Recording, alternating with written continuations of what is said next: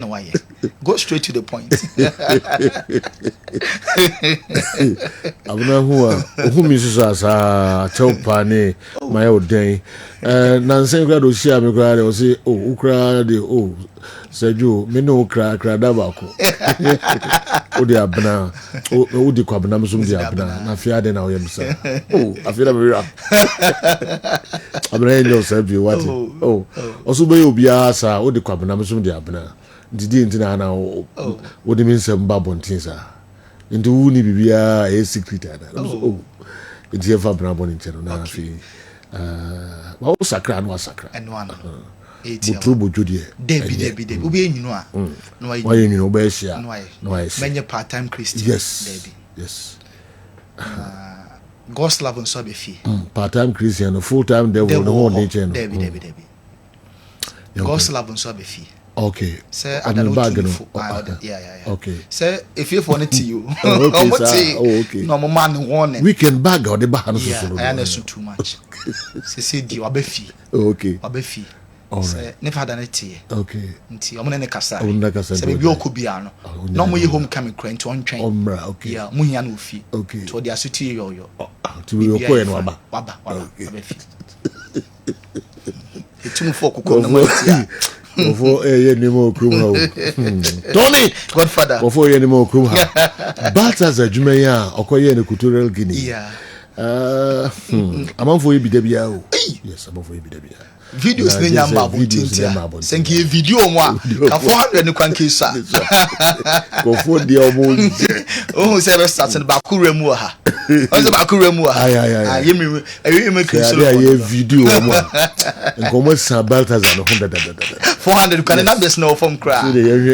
Stories, no minimum legend back or Bahans and never started person. Now, a trace generally, Sana Marty. A man super generally. Yangaso Bia, but a man generally, Sana Marty. Oh, yes. Sana telling P. Sana Marty. Yantuaso go. A deep message now, their mind. Oh, yes, a message generally. Say a man. Yes. Or we paranoas on your she. Hey. Yonko. Yemete for and for Quaba, and Bana so you're too funny and summer, so uncle for a cruise. Yen Shasia and for the various national teams. Says Ghana prepare for a double header. And until coach Otto Ado any place no Eguan so power my man so dear Sapepe and a air cost Yonko France and not that. France national team no omo regroup here eno ada omo etreni ana enye isi kra na omo prepare for Thursday game omo ball against Israel eno UEFA Nations League na France under Didier Deschamps omo winning omo last 3 consecutive matches omo say game against Israel no ebetimi awiem nkonumbie ede amomti eno training na course so Paris France and our Kessben television so yento aso our Germany the Mannschaft almost so yeah a coach Julian Nagelsmann and the players no so prepare then said yeah or our Kessben television so now last game no na players ni be epra and unto team ambo na so enran training Kai Havertz no a ball Emma Arsenal, Jamal Musiala, Dortmund, Omo 2 players, Felix, and Julian Brandt, Omo Abba. Leroy Sané is also back. Now, Stefan Ortega, Man City, Omo number 2 goalkeeper, no, on also Aquaco Drew say, on Alexander Nobel, and Oliver Hoffman, on also TSG, no, Omo goalkeepers are Mubako, ever started, had a man. The Mannschaft into preparation omo area no eno ada omo biom supporters no ebetimi abehe Germany omo training ti enra na enye bad kra Portugal so training yo led by Cristiano Ronaldo Portugal and so a training enye fedia kra omo ne Poland and airport on Thursday ewe stadium the Dragao eno the UEFA Nations League omo qualify already omo take it up omo quite the quarter finals na match Ronaldo or they extra 10 goals nimu because the target 1,000 goals so far or 907 or 918 to percent ni goals ni pina ebeka ho enunti match we match or percent or the more goals so at the so honemo yako South America also games no ebi eba so enye fe dia growth Brazil prepare omo any Venezuela ebebo na Brazil I was 16 points. Now, I'm the fourth. I was South America. Conme ball. I'm a table. No, so I'm coach. Dorival Junior. Any players in preparation. Our Kessben. So, Enra players now arrive up. Now, I'm hitting Jema. And so I prepare. I'm a ball work kakra.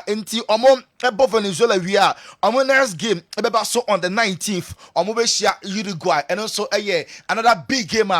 Basso or Honamo. Now FIFA Club World Cup, no, you can't say next year a better 32.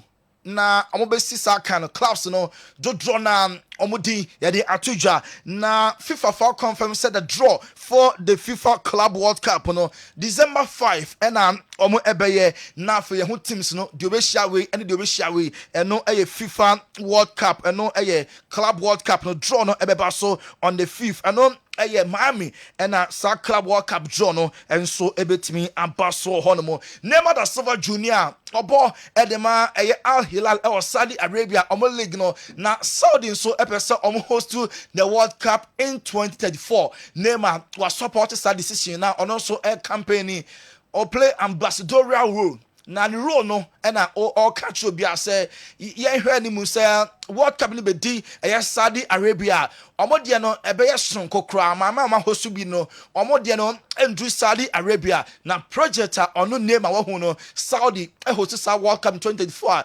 ebeye papa we enen sema name edi atujwa Majid Abdallah Al Nassr legend Saudi Arabia all-time top scorer na Majid Abdallah or say Al Nassr ekofa Ronaldo no emfaso bia enhyada emaso na the only thing now Becca say positive Ronaldo ni rival Al Nassr popularity club no omo enye dimpa attention abomo so nemum in terms of say ball no reflector park no so the yehu hwe in 3 years Ronaldo buy no omo enje major silverware bia until the only positivity Ronaldo Al Nassr move no hon popularity so oma catch global attention obi ebomudin nemum se park no so results there Ronaldo emfa hwe emeka omo eho we eso ana yegina na ya dan ho aba na ya fa ni what scientific herbal clinic ya form craft work akra ya wie pe ya the more foreign stories no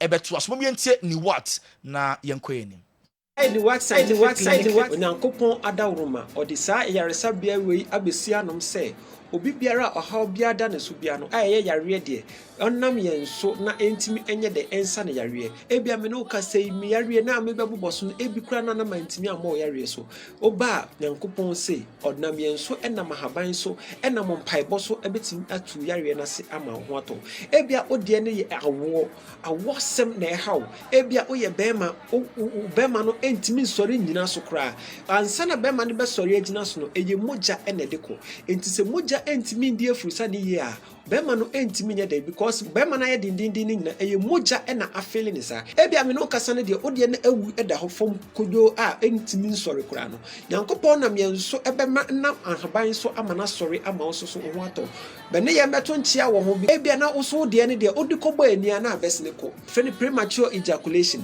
oba ebi wo honom kra eye adwemu na wasi ye de ye cycle de bia me kasa ebi wo honom enye dro enye bibia na ye dro oba ye no bedi nkomo na said the problem ni sitie no ya hwe ehunu problem no aha ye scientific clinic tensa ya yaresa no ye demonstrate wan kasa wo yare no na wahunu se o kono aduro na okono no wanya hotoso se said the tie bia no ho ye de ebeto hanum ye nheda ma waduro keke ye ma waduro wa bra ye hunu problem no because amre sika ho ye de enti se o mo obi aduro na wa unim de ya aduro ni kwakoye na se okono ma aduro na se ankwa wa ha nipa kro no de ne ye typhoid so say enya wa wanhwe ya ohunu typhoid betimi am ye twa wonso epilepsy etwere wo ne ka say ebia na wonam a wotwahye ama wachinia enkwa meso bra ene me beto nchia ebia na wode no pressure na tena so achepa ebia me no ka say uda form team stroke abubu agufom ana say yare na amana obubu agufom tima untimi nsori no frame ni hu nkomo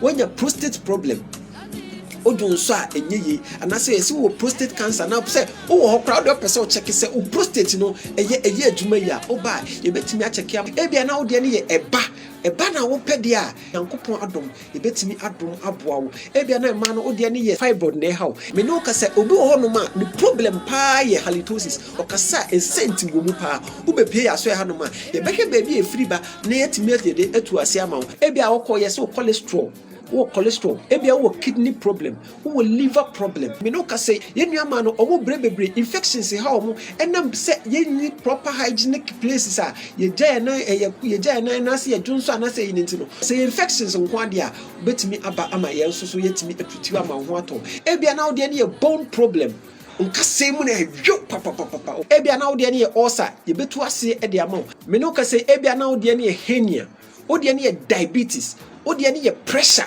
yare bia how bia no emre ni ntie bia na mentime mu boy yare ni nyina so ni what scientific clinic ma se atonsu ba bia free ba e wo Ghana ha bia oba o se oba atonsu Monaco junction bedu a number no na wu 0244 087 687 ofre a mema ya ba be faw aba ho udu adansi wura banka opposite pe ene ne mo se signboard ne bo ho kakraka e ho ni what scientific clinic o se e ho no mo no ya hyehyɛ ensa crate bebre ho no adansi wura bank opposite Accra your mile 7 Edeko Tantra kwan no so no Janet Corner your kwan ho pe ubedru mile 7 overhead na ofre ya homa trufo no a ye bekyere wo kwan. Wherever you are in this world, either you are in Ghana or you are not in Ghana, you can call or WhatsApp us and we will arrange how to help you. What scientific clinic? Nyankopon da romanti wa hoto ebeba. Amen.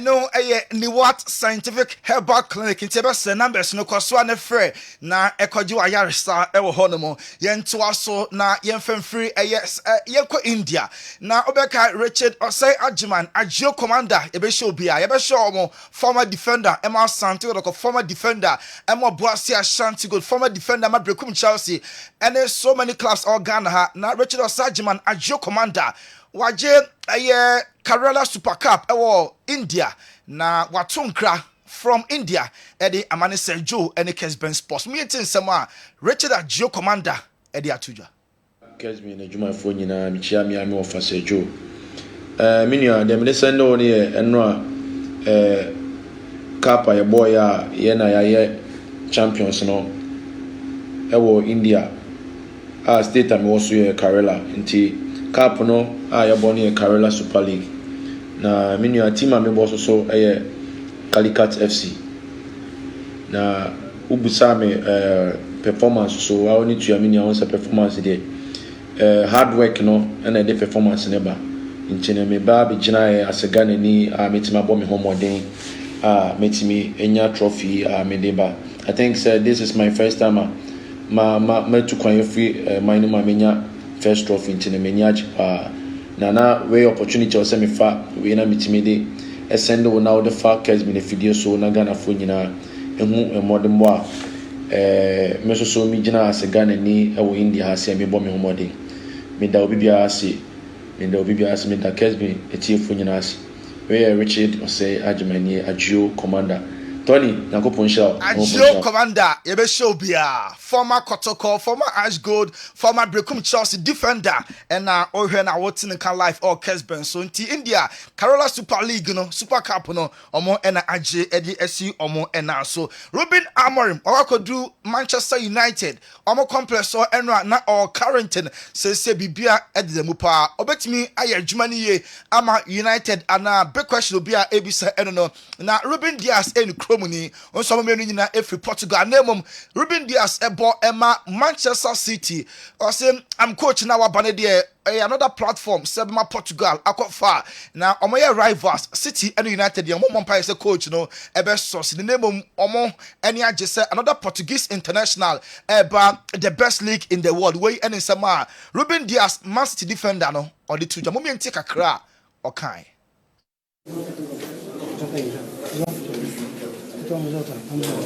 I need to check if when I went to the first team while being a youngster, if he was still there. But yeah, we were close to it. at least. You wish him well, but not too well, is that? Yeah, I think that's the one. Wish him well, not too well.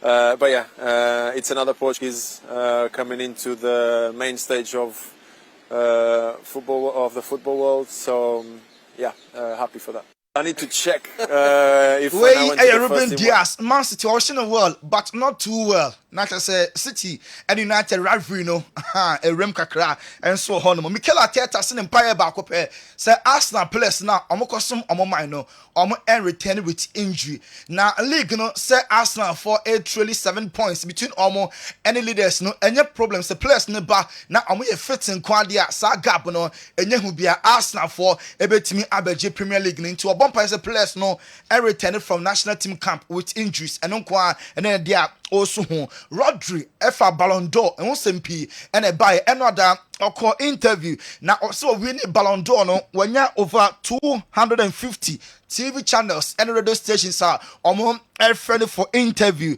na onyanje Ballon d'Or na ebinsi that or GAP over 250 radio and TV stations na friend say interviews na osene mame say Ballon d'Or no offensive amofie gate amo bian say ono mame no wawoba ama ne ba no etimi afa Ballon d'Or o say there be metimi an say mame say there be de maka no and o say so wotimi eye yenko Paris eno Kylian Mbappe na or Paris ne yenko brebo Ashraf Hakimi eno na ne birthday nti ne Hakimi Ashraf ekwa celebrating honum nto mo and I hear mo Kessben so na Liverpool defender Ibrahim Konate say what time Mbappe ba Madrid no ne form no ehu yen sheda hu no sa nanso enche enema be pick pa e de ama Kylian Mbappe Barcelona one Laporta say Spotify company Barca for ebebe omo new company a omo e de key signing and a sa unveiling no enti plus mensa obesemu baako eba Ellen Haaland Victor Gyökeres and then Omar Mamouche we money 3 players emu baako Juan Laporta person ordine ba the new company na omo bia no a obi say Barca from they are back e wo mo new stadium ho Eric Dyer on a plus P1 kofa Bayern Munich nebom and the money man from Bayern Munich M% contract ni ewa wo and so ebe extend Chelsea midfielder Kenan Disbury Hall and Aston Villa show interest on Musa Omunya na omo enso epenti Disbury Hall ebetimi afi Chelsea abra Villa for enso epeno na Chelsea epe a centre back next season Ombesa omunya defender ne more ewosro oye upgrade over current Chelsea omo center backs nti market no we no ni ebia omo transfer menya another player defense so augmented Chelsea omo squad no Moises Caicedo and Enzo Maresca ebo Chelsea midfield abaso also back Chelsea from day one ne more across rosa urban expectation ye huge na ball and shedan fa ne nkofo dinatem na so efri ho Caicedo waye a better plenty Enzo enso bono abaso honmon Rafael Leao se Barca for Emiti Milan almost sika na omo pene dia ono Rafael Leao oni problem bia se obebe sina kan e de ama Barca omo club no Erik ten Hag say teams be no otifie nemum encho benya adwuma because yate say AS Roma omo a coaching job na eda hompam na Erik ten Hag one of the managers omo are discussing internally Joshua Zirkzee Man United the kofa buy no po ya sake no enunti omo consider say omo me Cologne na Serie A no ebe another option because how do free buy from Bologna and we see Akama United buy no omo hu ne sa enu ntom ne be Cologne Serie A ne mum and yet say boy no and so ebetimi akọ Casemiro Ruben Amorim abaso also bia canon sempa United players no antimi entwen so many coach no and so ebeye adwuma ho Paul Pogba and Juve omo edrechiri pa on be some terminating the contract no na afen boy no so free na club bi open no ono and so etimi akọ Afonso Davies enya withdraw every Canada squad omo ebo game against Suriname our CONCACAF Nations League qualifiers no say boy no and so enya withdraw because of injury award Adaroma we eso an yegina na enkofo close nsem no okay Tony Montana yenasi we so na yegina edinko for cruise ensem no asi enti enche yebeba na fe yebe bonkomo pa nsem pi na Tony Montana ede ato edwa oda sembia eba na efa nsema ode aba no ho a ana headlines ede ba efa efie de no ho ana discussions ebe ye no nka mani bɛgye paa na afei sɛ video sɛ message o na wode ba na yɛtumi atie no kamakama paa nso ɛwɔ ha Kessben television Kessben 3.3 Kessben 2.9 Accra Dr. Ibonatha eba na afei yɛne no atwetwe nkɔmmɔ kakra abenafo so a menim sɛ one doctor ne a personal assistant ana menim PA afei ɔde ayi ne ba wo na wo so ade ba studio a doc off and for ana okay so me so ɔde bio gye no di wachi abenafo all right doc akwaba yejo sɛ ɛyɛ wasonyame adom ɔhoyɛ paa ɛno anwummerɛ ni na after church sam me nan ɛpɛ sɛ ɛha me kakra ana yɛwɔ ointment bi a yɛde aba mede bi yɛ so sɛ dwo no yɛde bɛ sasaboro anasɛ de dabi yɛbɔ pae na mesɛ mebu nkotodwe menim sɛ me nan no trick sɛ yo sɛ yɛde yo afe koraa deɛ ɛnsi hɔ yie in fact but nyame in fact manage pa say anwumre no upon using that ointment na me fa yam product ni bi na say me ankasa ma be testimony of what happened. I'm so happy pa what the ointment be say ba I will hold that system no more I will hold that okay I will hold that Balm of Gilead ointment wow serious okay me oba ku bi krampo ho eno de infallible bi ambo ho ye ho na na de mankofo what happens that say akoba say oba bi eti ana se ukru ekru aye krankro na me kan ekru pa aye krankro fa bi yeso 1 week bi ukru wa mia ruom pane aye hwe we ma kan product me papa ba ko ye oncology specialist see ayo bi breast surgery now unfortunately ewu da what the yes within 1 week ebewu I see I'm telling you wow. And so about out and I feel and no there answer per FDA nhihye mu no I will say go through we say nti ye nyanton say they ba out patient ne ba na dey ama wo okay I see wow so the moment I did label ebebo ho no na it means what they are called we say na say FDA is certified I see why you got so very cry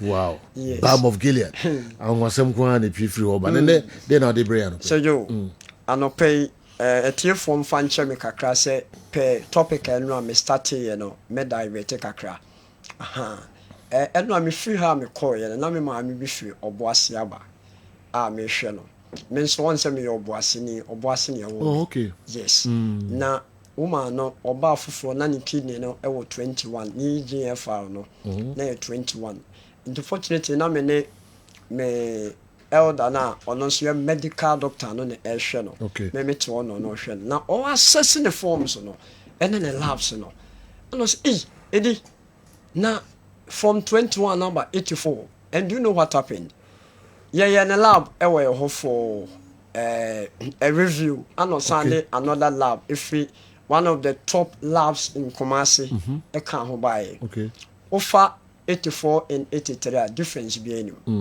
from 21 no ni kidney no na obi a diabetes or high blood pressure na ni profile no ye dey record from fie e dey aba no say do 4.2 4.8 dey na was raw woman 5.4 enti a tray and say Balm of Gilead ahombrase mu atiefo enkyerɛkyerɛ a yɛkyerɛ no ho wo de wotena wo fie kura diso na wo maaye hɔ a ye main gentia na meka so wo de wotena wo fie kura diso ne sɛ adwuma bia wo ne ye kan say missions and visions yen main mission and vision ne sɛ ye bɛboa nkɔfo ama yarewa aye krankro aye lifestyle no mutu ase. And how do you do it? You do more education than medication. Medication is a supporting therapy. But education is just one. Unim be wobu nego so eno your negligence. And also ignorant unim. And the more I educating kofo no, now they are reversing those chronic issues now they have been battling with, you know. And when they actually say, we in pre-premier 21st century, you knew any idea, no, Bessebi, numbers no acosro. And when Tinipe free crew Kessben, a croqueto maba crew Kessben a dorsal. And when Tiabasa, the number of acres are, a was a do, now yet meet and target, you know, a buffer. How do you achieve your main target? Ebema food sorted and take it. This is a biotechnology, and I said, go through mechanized farming. And how is mechanized farming done? As an agronomist, you cannot do mechanized farming without putting agronomic procedures, which is fertilizer application, pesticide control, weedicide control aside. You can't do that. Would you know ebe pamo can say ingurano? Would you know ebe pamo emoa? Would you know ebe fertilizer? Ebi mo yano ewo kwan paswa sebi genuine pa agric officers for chiro mo diso pepepe mai yomo yense mo pa ebi mo so yano kwan bone so a de wo pa ne se obenya ne sika enu ne ye kire se jo enu anwumre no for no o pass some comment bi se preko no o em se ono a em se nambi o esida so cha na me follow pa esida so cha any chemicals in film scientifically any chemicals in film expansion crumple better keep place ama the volume of chemicals in mo crumple akosro this year bia wafa kube hu na yetugu Sejo, open the best activated charcoal. And you could be one ye tugu ana a broadly sebi any to. So what's seeing me no now we're in a powder. Now anya crumple once a week. With for 1 teaspoon. Now with the warm water and mix it. Now no more. Ebe wow. I don't know, ebe handle only the chemical component in kwa. But unim say what the BOG vinegar. Ele ho or no buy tomatoes. Kotoje tiri ho why that external washing area na e mo anketu abetima ko fa yare abakrampo no wate e bi nso afro ne chemicals no na wo di bi nso gum nsom na wo nom enye dro wadro bi e ho na wo nom eno de so de ya ne sama ye e basa you get results so jo enti me pese me free makome mo pa kire say ye nua ne ye di no de e ma live e kan say Eve ene nunua Adam oye nukunu oye nunua omohwe form e yakono nipa akono ene me nipa form boba form nipa akono ne me nipa ebo form akono ya anka Shadrach Meshach Abednego o man timan control mo Daniel anka akono e ma ne kodi de ensiso wodi ye nua ne ye di in this 21st century, especially Friday Saturday nua ne ye di no Ghana for enye so munim pa but unim yama busy ne chilling kakra nipa bia no between the ages of 35 to 45 and I said 30 to 45 utimi hwe ohun su ye pa na yare ye krankro ama o 50 years but for be ntimi to yare engu so da because what do the picker when it down when you be but it do 30s within 30 45 sika kakra start say ba unsemo a na adwuma aba no say that time no so na ye adwuma waba no what means wo sika be come dew be wo betima kwose be bi no ato bi no ware be enye just a day afeo e be ya habitual Monday to Friday na to so e basa no start build a lot of fat na build a lot of fat blood vessels in mu and wo he cholesterol fat ene you can say oil sa na otwi mo me kan wasamo a enipa bebre a omo build a lot of lipids and I say unwanted this oils no e wo blood ni mu enye dako asemo akono bi ntia wo ba ye no wo pese wo di noodles noodles no wo di anwa na eye wo ba wi color wele ye di anwa na chi nkate ni anwa color wele na nka se ye kokko na ye the spices aka wo no ye di oil na echi enam na ye tutu na eye nantwinam ana say eye pizza na say we na ye no ye we no se jo eye oils say ye resan ye ma we nyina mpo na nka list say nwumre no ye wie ne ye exercise ye burn calories bia en ha nwini o be we ye wi na e koda ebi mpo ha omo we no na nsam bi nso kura si ho de bi o and within the ages of 35 and answer 45 in that age no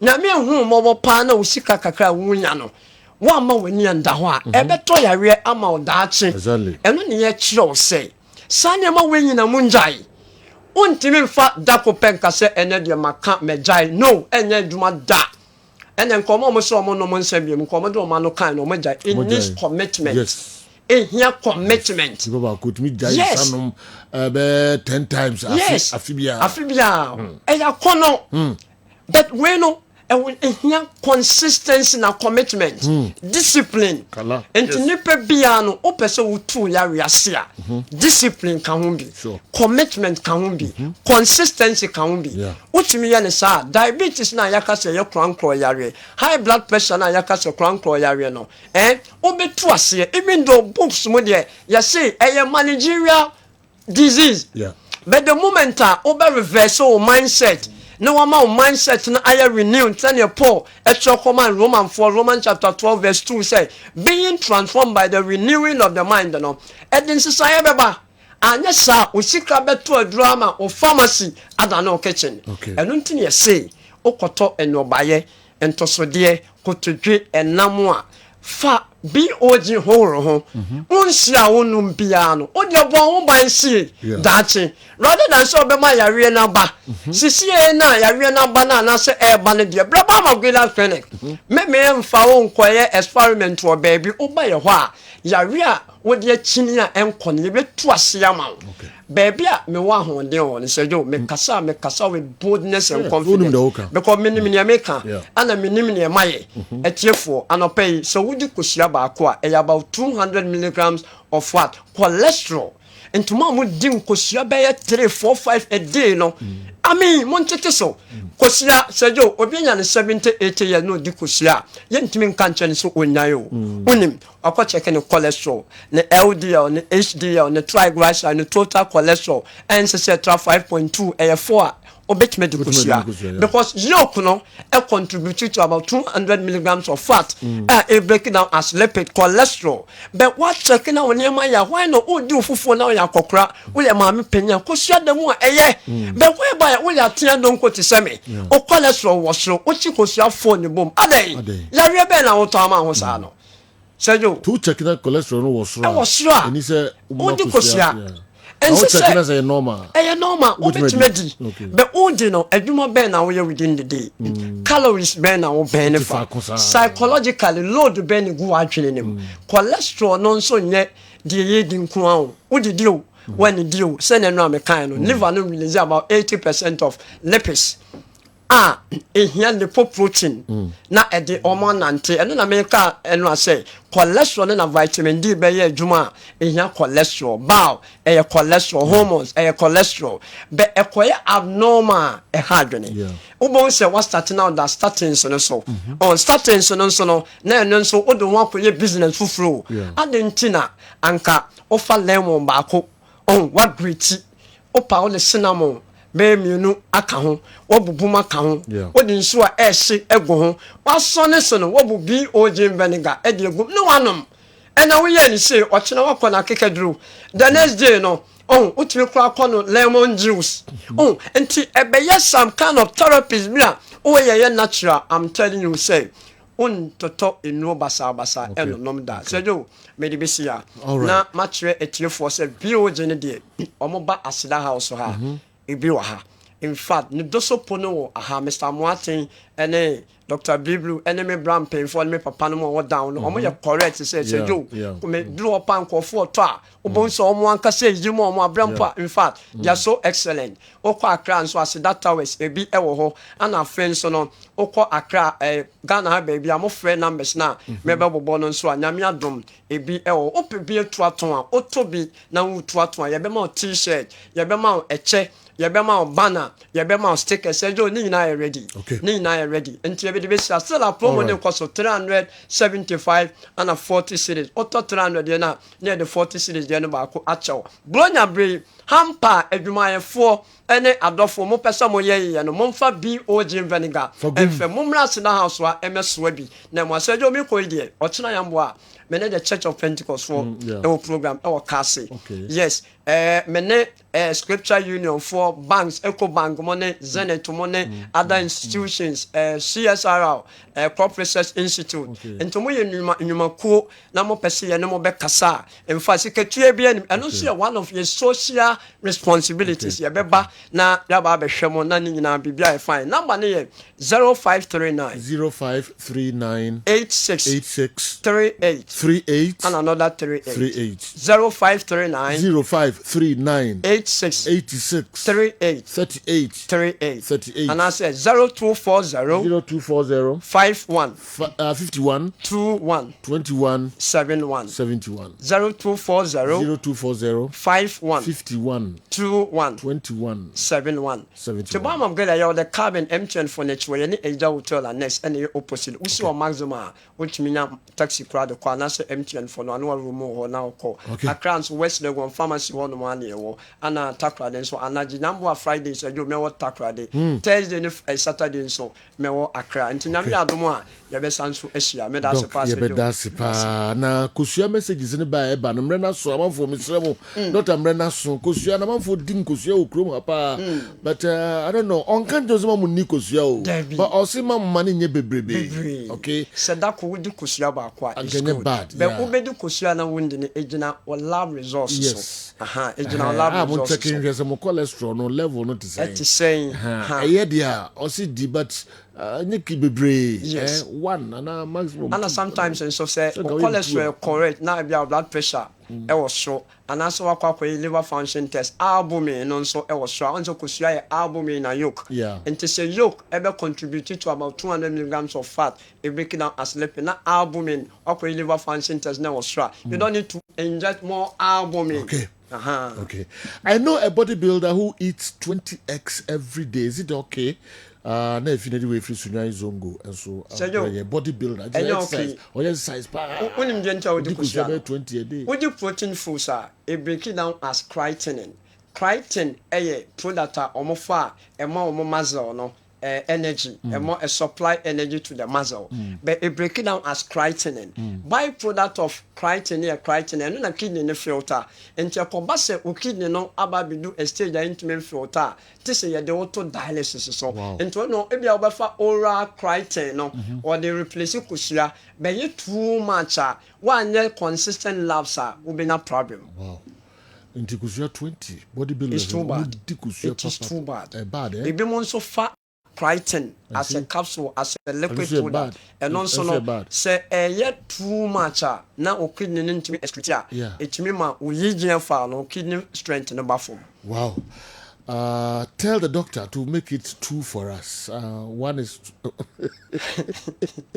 to also munye no yere 2 so be kosua 2 a day na obey exercise obe keka ho obe burn calories no na eno crampo no obe dia ejina health status so okay yes all right doc me that's it say don't patch on that man for any education now the mom hu ni papa Dr. Edmonasa Balm of Gilead and anyway abre o pe vinegar ni bi ato a ebi was that house oba e form ho blue amwatin ababa omo nyina ho omema obi ato concrete and so ebi ewo Kessben ashe ho circle telecell any telecell na ye edi nhwani mu Kessben aseda towers ho no benya bi ato okay abijafo trance yenhwe messages no emu mpamcho momfa videos no enso emreye na yenhwe ye foreign source no emu kakra Tony Montana EDP enegu ho enso ede emayen se de bedi kakan no mpamcho discussions are no hano and no messages and momfa emra headlines na emayen na bibia fufuro betom na se discuss ya na mo de honsem no enso abrain na etimi eyiya no krankra enso de amamo emre ni so abono ndu apa honsima aduasa NCA Kessben television Kessben 3.3 Kessben 2.9 Accra and the came you know so who here untimi nka sɛ nyɛ ɛnsa da si bia mɛka okay all right enra sembi menkai obi the issue by started here discuss ya na mse time no na fa de be ho after the Kotoko game against Bishim United and a coach was Vanette Ogum said supporters nyabo okay and for mom and I'm say the patience will run out na coach will not enough time also to me Kotoko fans they okay you know mem examples be bebrebe say okay yam fa sima kakra bi na yes azam na woka no azana ya ba issues na aka no enso eso enti mimiem kakra be 3-4 minutes yes okay you know one thing about big clubs and they say on time mamre nempempi omo mamre ne yempempi omo aya na omo ayibida na omo go beyond certain limit and it's our team meet Kotoko even their own former players omo legends omo be kura club ni mo senko ya omo entertain omo mpo coach is omo ba beji trophy sama club no senko ya omo entertain omo mpo but so head coach ya na coach Kotoko ya you know we not enough in terms of support, in terms of time, in terms of everything I nyanto was the coach man the energy ma wonye nyina Ebomens a former player of Kotoko he lost to Kimfisa and Obebo House of Folk elusu ye almost akeno coach Didi Dramani won league titles twice for Kumasi Asante Kotoko esa win FA Cup Kotoko bought 7 matches in 8 points. Omoka so on fee. Coach Michael says started in the preseason for your team. And Obi Oshe sa top 8 Libya who said that team of Prince Aqua and Azikwansa 8 team are now show promise within the competition. In the final against us of Fukwaha and a Prince Aqua kobo penalty in the saying. Omoka Michael say internet na nipa from Mefane Jumano. Dravko Ligaric, he was in the second position. Where the games and our na Kotoko the second. Kotoko company first derby. Omo game na obona. Omo nye okay with the 3-5-2. Omo the exit. Sika Kono won the normalization committee cup. Played in the group stage of the Confederations Cup. Kotoko first derby. Onyade, my technical director. Sika no. Why enough to merit a position or to merit a continuation as the head coach for Kotoko? Kotoko for Ampene, Eman 7 coach to okay. Masokodu won the 2012 league. And ne Obia Kaisa League title no Belgium. He came back to Kotoko 4 games. Or we need 1, a draw 2. A lose to Great Olympics. Obia kai Michael Ebo go no share glass and okutwi nipa miensa no lay pass the man no obo share Kotoko force that be on kai de masola in 2012 on feduma no to no nko etijenu we mu ye legends we mu ye de oma beye bi da nkrofo kai. I don't want to go back to attack and pursue hateful, but I'm giving you coaches oma in recent time that performed. Ebi mu ye legends still a in that time and farm obo omo coaches ne nko enti so wo hwe say ni pay a mebubo nyina Jino Ademaso Kondo Ayama Kotoko ne said the Koto Fusikano. Dr. Prosperity Ogumon belong to that class. The profile and the credentials of Masokunodu untimi mfa coach Prosperity Ogum en Koto to Masokunodu. Koto found for money and tofe. Now fast forward. Kotoko Bolik for 7 games now Kotoko untimi winibi. Omuni antobo asema coach no. Emma the whole setup e rally behind the coach e pamu players ya. Omo believe say players and fight with the team into omo nko enom ko for different players by. Kotoko in 7 position you won't survive as a coach of the club. Because omo that second imponi omo league titles. Eno omo bomba Africa perform mpo omo chance omo ntre team nim bio. Omo je omo kwan omo ko. But omo na coach time, signed his own players, did his own preseason, started the league very well, and what is the current situation now? Now Kotoko da first, and on bad third, and then Kotoko abe fifth. Team now share revenge.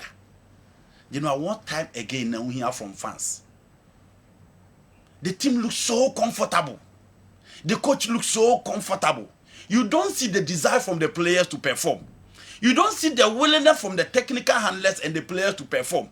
Now, there be a makase say who coach big team. Now pressure now so say perform one. Say you are in a situation in here. Okay. It is the same thing that is happening to Mikel Arteta. Arsenal. Baby obedi biaye. But look at the height of Pep Guardiola and look at the height of Carlo Ancelotti. Carlo just won the league title and the Champions League last season. Last 2 seasons, he won the Champions League again. But forget about injuries at Real Madrid, they can't want him. Still, I will say Carlo Sadi Real Madrid have to up on so. I will say Pep Guardiola Sadi Manchester City to up on so. After 6 league titles awarded, still Manchester City should be winning the league title. There's so much pressure on the coach to perform.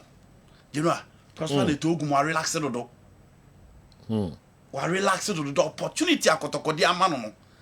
Obie coach bie no ombe man say opportunity ni bi da. Nti nobody will allow him to buy time again. He need to perform. He need to push the players to perform. Emmanuel Enki played better football in Olympics. When ya blaster call up. The worst spell in Kotoko he has been given the blasters call up. That is another. And I was not there. No, So we are outside issues I discussed. There be any outside. So yes, me can the Kotoko team here now as a player and as a coach. oh, okay. And no na make so we year on who year adwuma. You know, Emmanuel Enki Olympics and could be friends of my blaster. Who call him? Born out born and saying. Who call him? And who your coach? Say players no na enya adwuma ni ya put them to perform. The issue of players in this one nobody will buy that. Peke Kotoko team no mbo again be team no. Show mom start here and here mom bench. You know, let me give you the players on the bench. If so be cause enough players in the bench will be a prepare. Kotoko team no mbo again be team no. Let me give you the players on the bench for you to know that it was a full squad with the exception of Abrante Efeno Abet Amwa. Energy no on kwantimi amobi. It is not an issue of now be new and as players in the hunti. The Omom Kobo and Fanesa Obia was there, you know. Now she bench no. Kotoko Fred Kasari on the bench. Omo kote and Osakun so atremaya on Besuson so. Tenedu was on the bench. Ansu to bench. Trade Amana to bench. Fernando to bench. Peter Amido Aqua to bench. To who again? Omo squad in Nina. With the exception of Abet Amwa. And why is the team not performing? And you still want supporters to buy you time? No. Say Kotoko Kanana and come up and prosper da. And come entertaining Mammy say. The only thing about me are maintaining and retaining within the Kotoko team is to perform. So if the problem is the players, you must push them to perform. Ruth Van Nistelrooy and Yanama United net the film say team. You can call it a new coach bounce. But the reality is that players are not Obia who's on my depo in form, Obia see a Bam of team no. You know, Omaba back to their best. Look at Casemiro in the last 3 games. And the coach, the players name perform.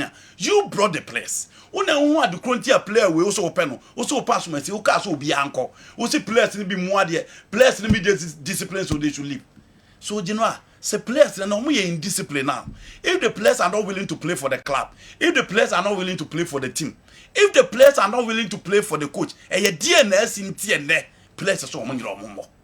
Sergio Kotoko ni management omo betimi a question coach no. That is why I'm saying that the coach looks so comfortable.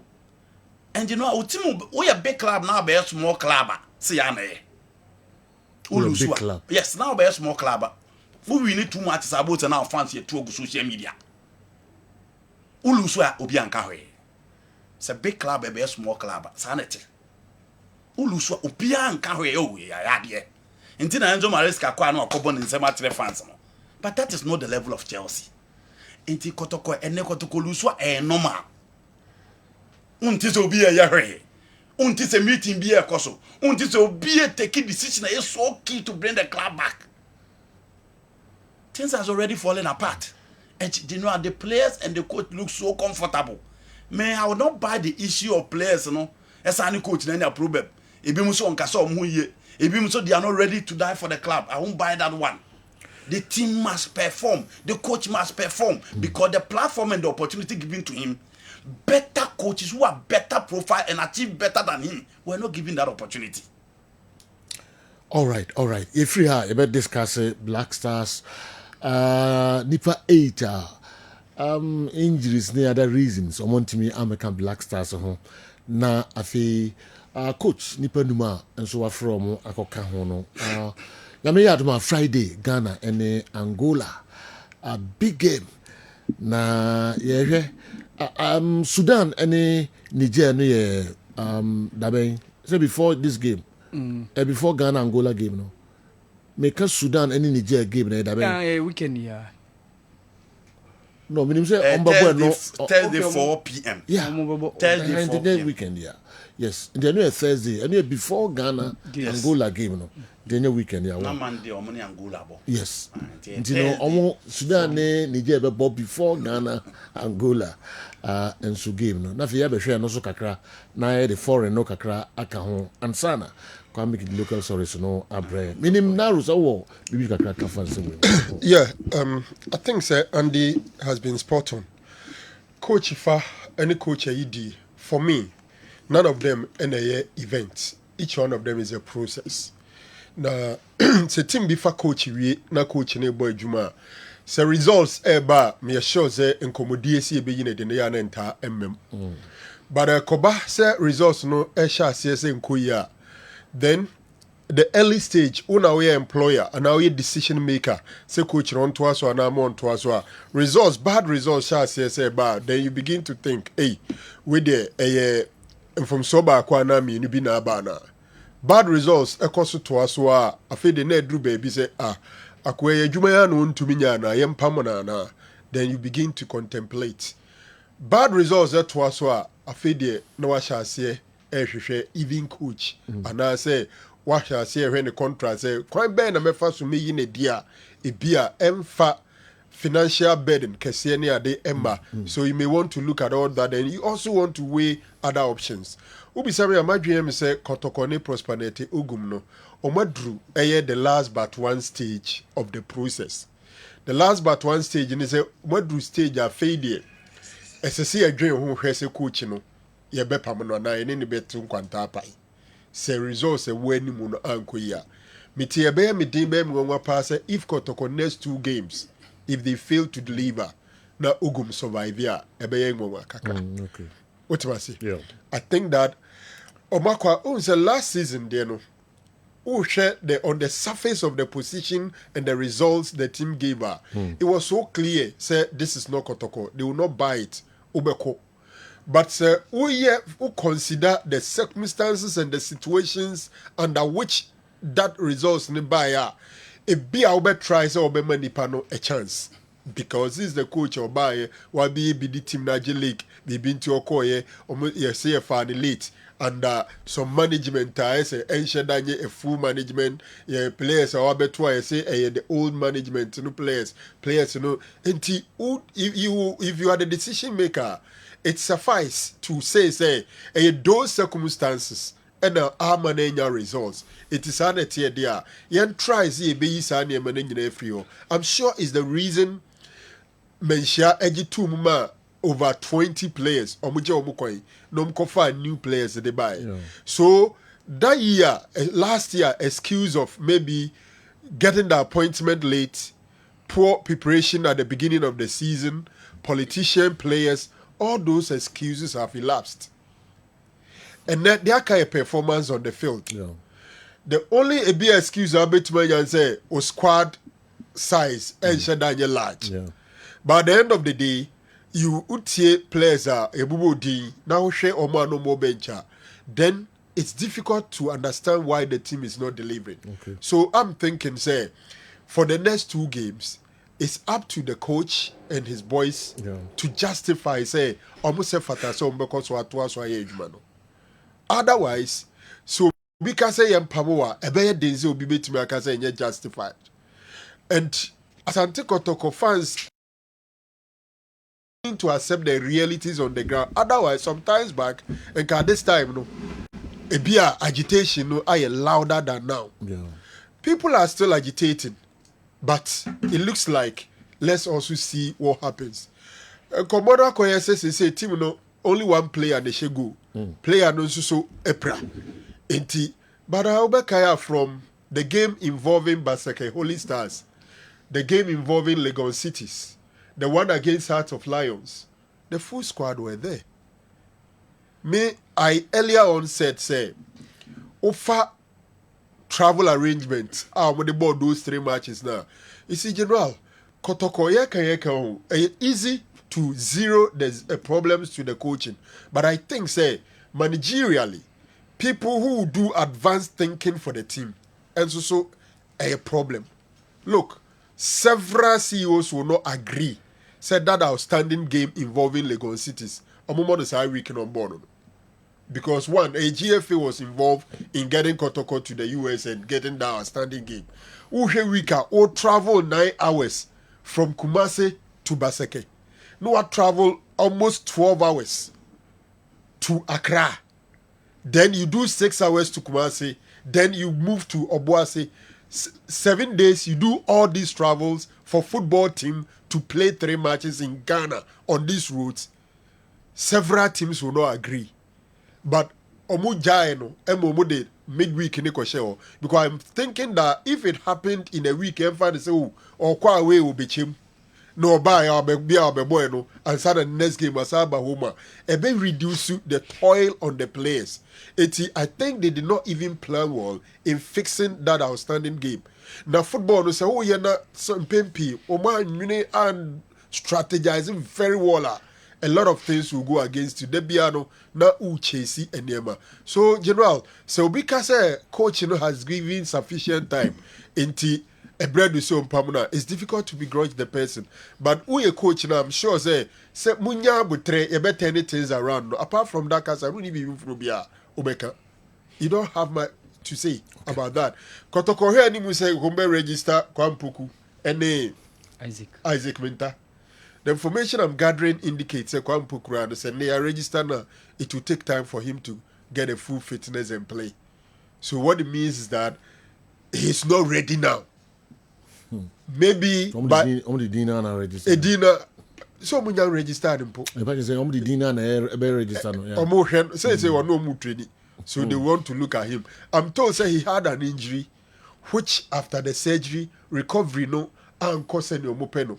It maybe he will go through some physio and all that until later. So maybe a window no feels there. He is in a position to deliver. Then they will register him. So be sure him say be 2-3 days or maybe register Kwampuku Manabu goals. No, I think Isaac Minta is more ready than even Kwampuku as you speak now. Yensha Black Stars issues no so kakra.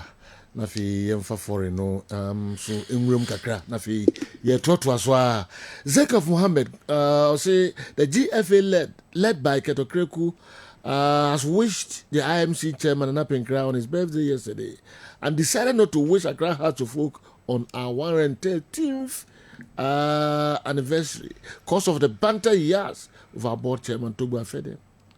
Guys should listen and listen well. You can't hate our board chairman and still want us to support your failed FA. This man has destroyed our football with his arrogance. Yeah, he wants a 3rd term. Hell no. He should complete his 2nd term and leave our football for a better person to take over. Zekov Mohammed, known phobian, Kumasi, and anyway, and so praying. Julian Caesar, the Bako Ebai, if discussion, and I'm if Black Stars, deeper 8 now. Omo Ephraim 5 Ababeshemno. Indeed, 8 players withdrawing from a national team call-up is so alarming. First, it was Partey, and now a mass one. I don't attribute it to lack of commitment at all. All these players were previously yearning to represent our country.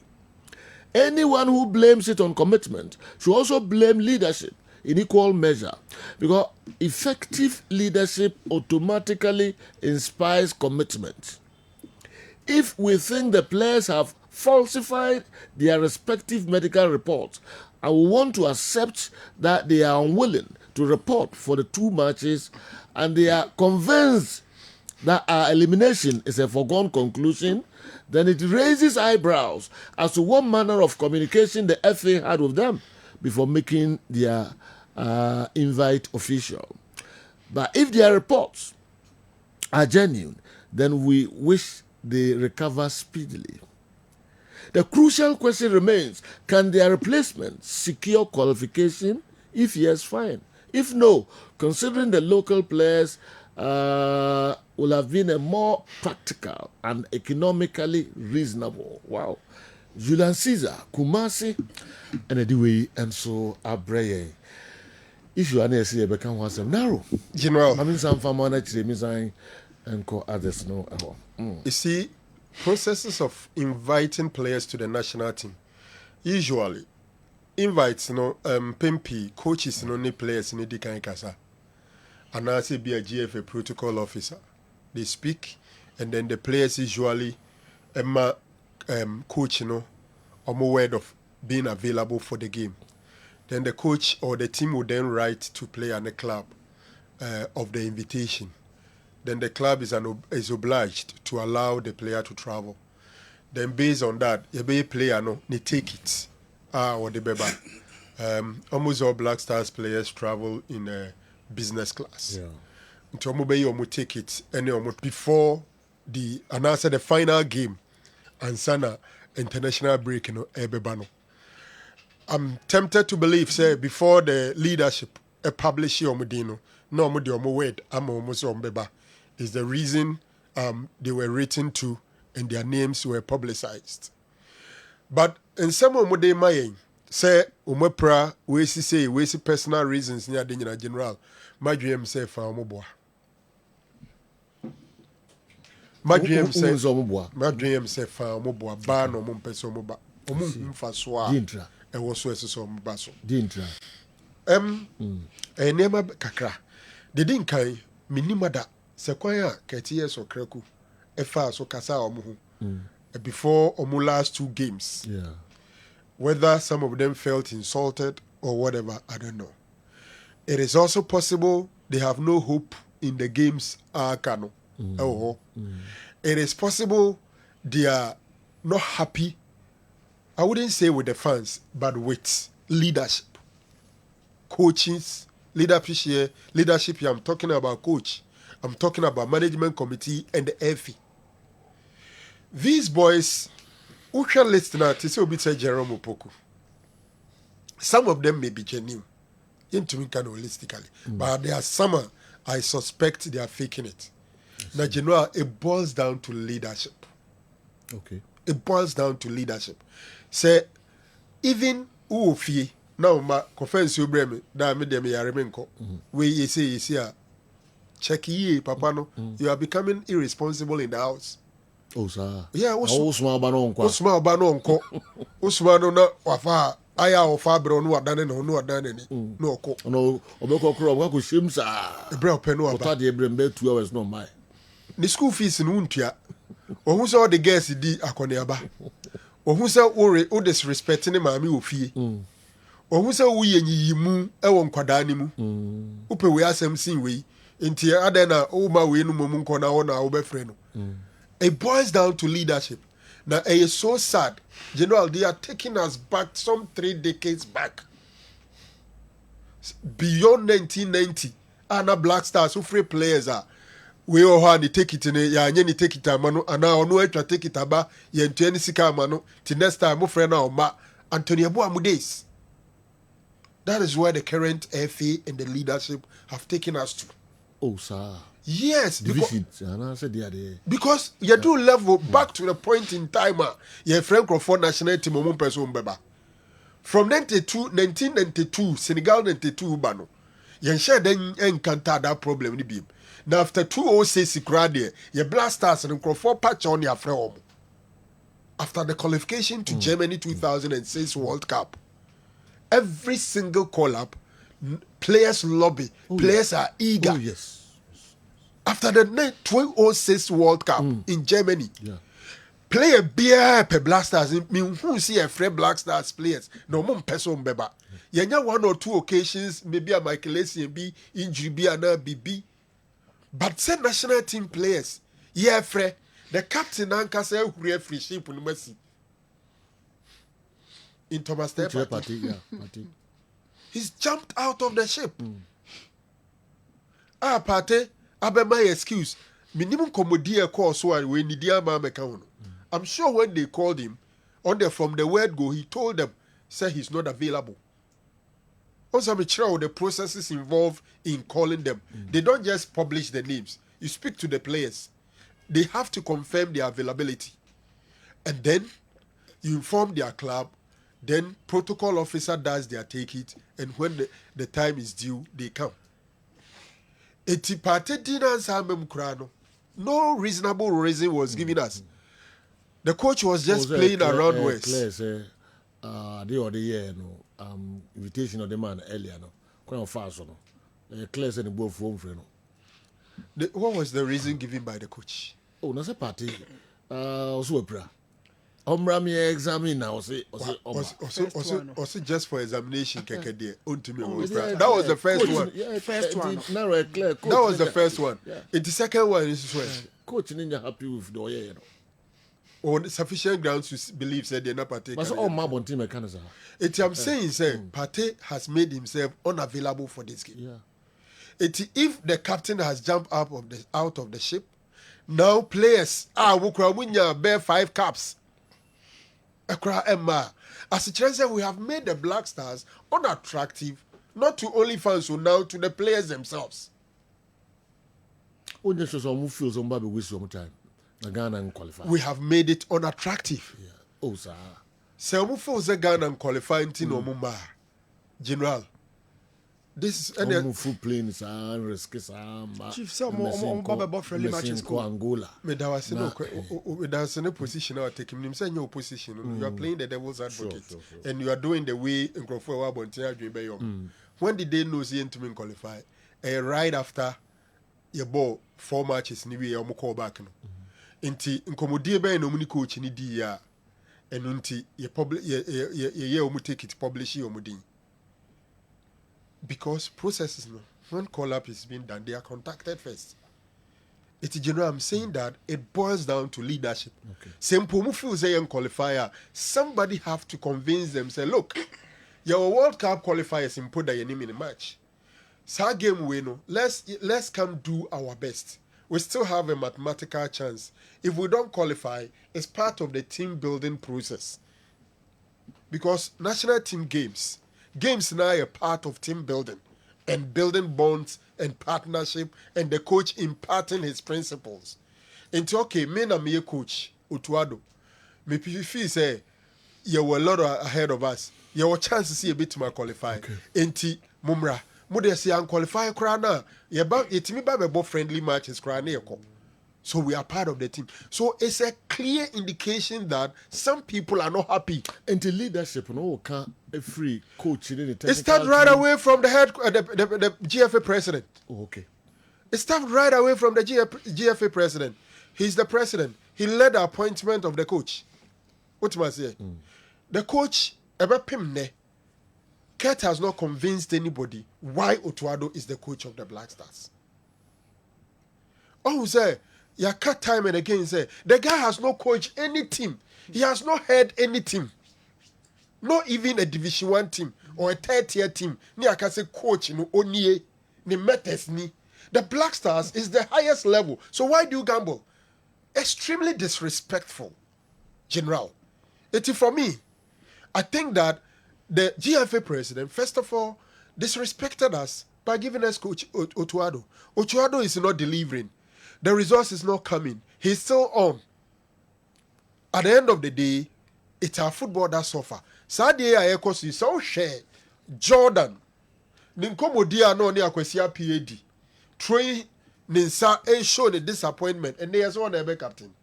Meanwhile, Kudus is there. Is he telling us now that every game there will be a new captain? Or what is the order of the captainship? And no Krabesa, the guy is not managing the team well. Okay. And you see, General, players beat me coach BNM. No my Jumana mano. Until would these boys not look at Otuado and even say, Bia Bibinti. Now are they telling us say boys no muso me prepare? Would they tell them to come for checkup? Okay. And to me, they have taken us back some 3 decades back, where the Black Stars were so unattractive and players selected games they would play, and some turned down invitation to play for the national team. A true level of drew, but a drew baby nanka Black Stars, especially after the World Cup qualification in 2006. The Black Stars was extremely attractive to players, and they never turned down collapse. Sir Franco Naro. All right, metie musuma drink refa and se bika krai ho. Na fi ya ba players na omo penifo invite you on 5 players no. Say na musi ehu no. 6 players. Okay. Na eno so ma drink re de fa ho. Rubin Ofori anyway ifri na ba around the brofo ba ha na nya sam keto. Wow. The diminishing allure of the Black Stars could indeed be attributed to a series of underlying issues that have rendered the team less attractive to both players and fans alike.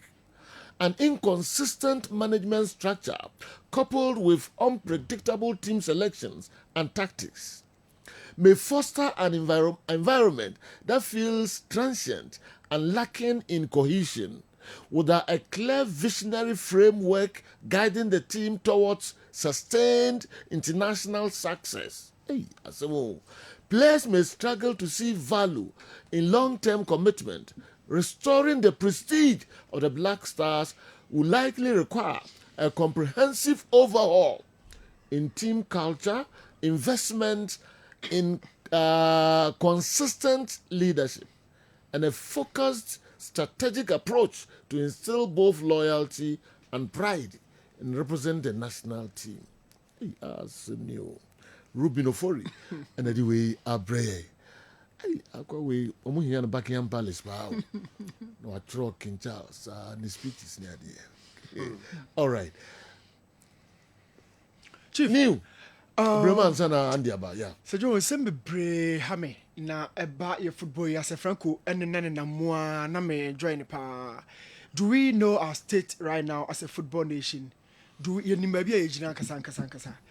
And game of blaster players e bomber Otuado as a coach against Nigeria na they qualify call Qatar no. The level of energy and boys no exhibit no. And no na Otuado or share boys we say ya who say that so ewo mumu. That spirit to fight against Nigerians, you know, or your coach, or experience as a player, or your rookie coach, Afena. But does he really understand the situation?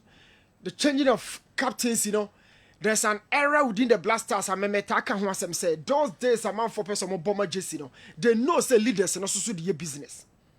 You spoke to these guys, where's I know be a person or catcher boys, you know. Apia stadium share could so airport or can't the same thing no. Say Franco Kosciano beka Andy Kosciano beka. But we said say you were not the rightful person to speak to the boys in that manner and on that moment. Boys need it. What pause am obi in the fork agum. What can someone chira almost say dreams players crab enya bia boss sali jet team no no. Into my tie sem nyina bi mo fork de mu aduane hihye bi mo apanta nyina. No crane walk at you. No crane walk and good. But I said the moment. Is it not true, sir?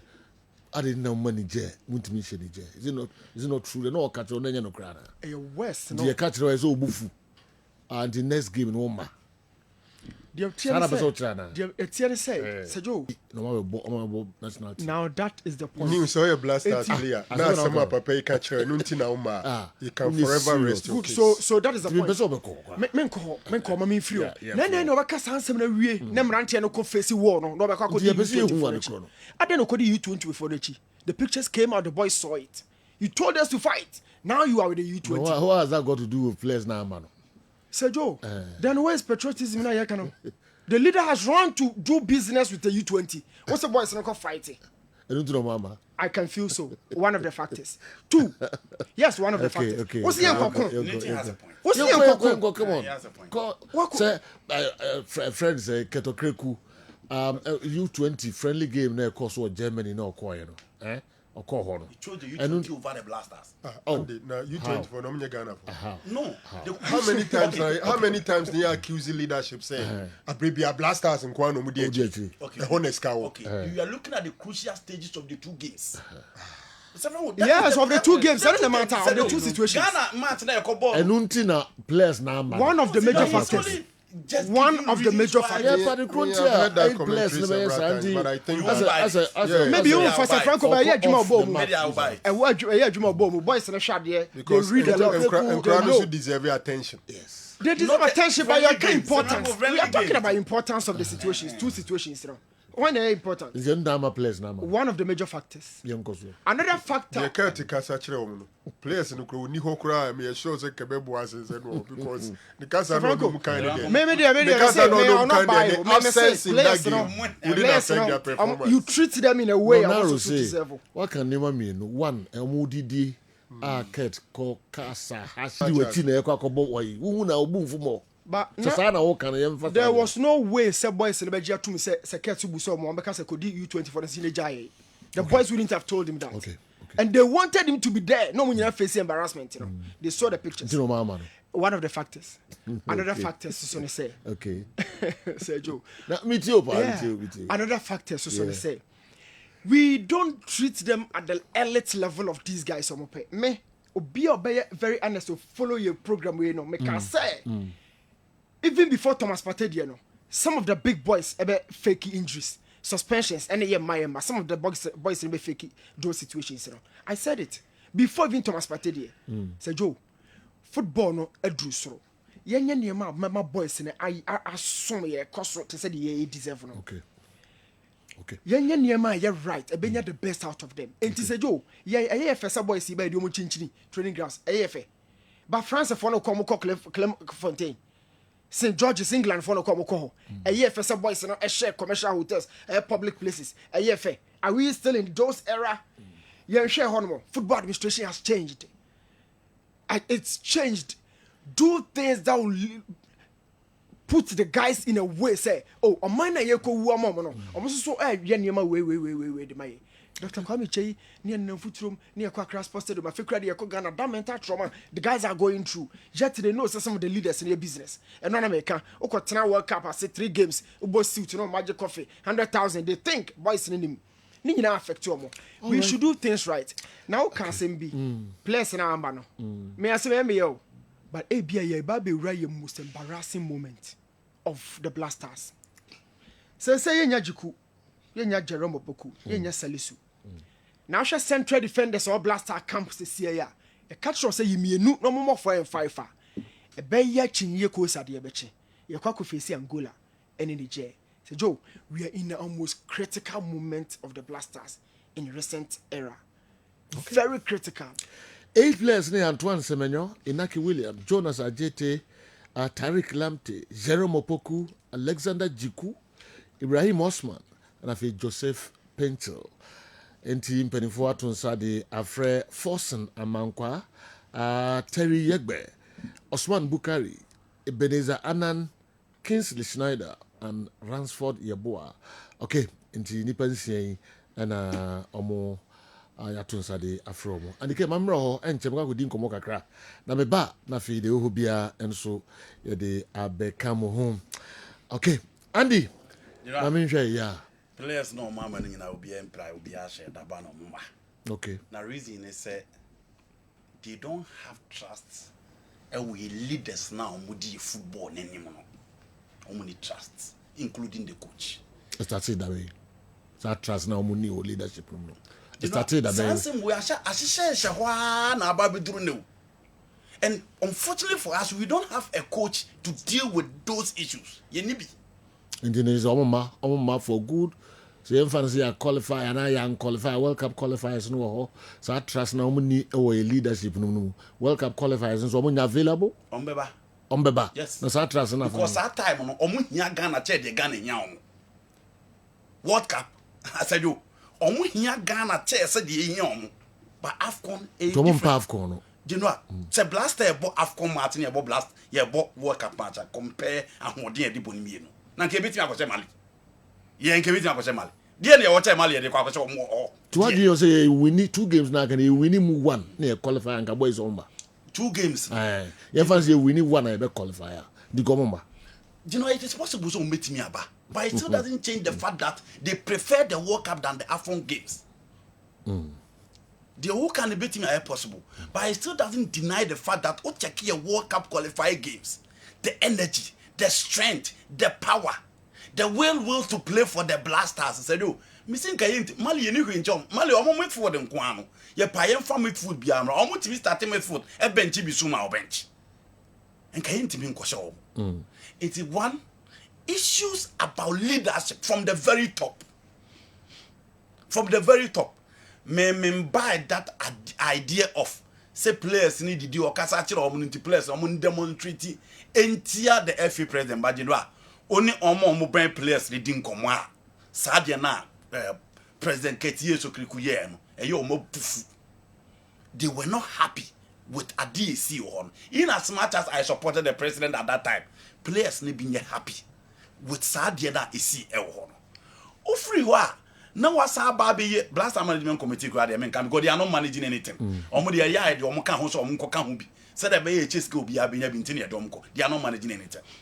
Ofriwa then you come to the pitch. Say you say administratively say niema jigua. Say mpanimfo omo da football club ano.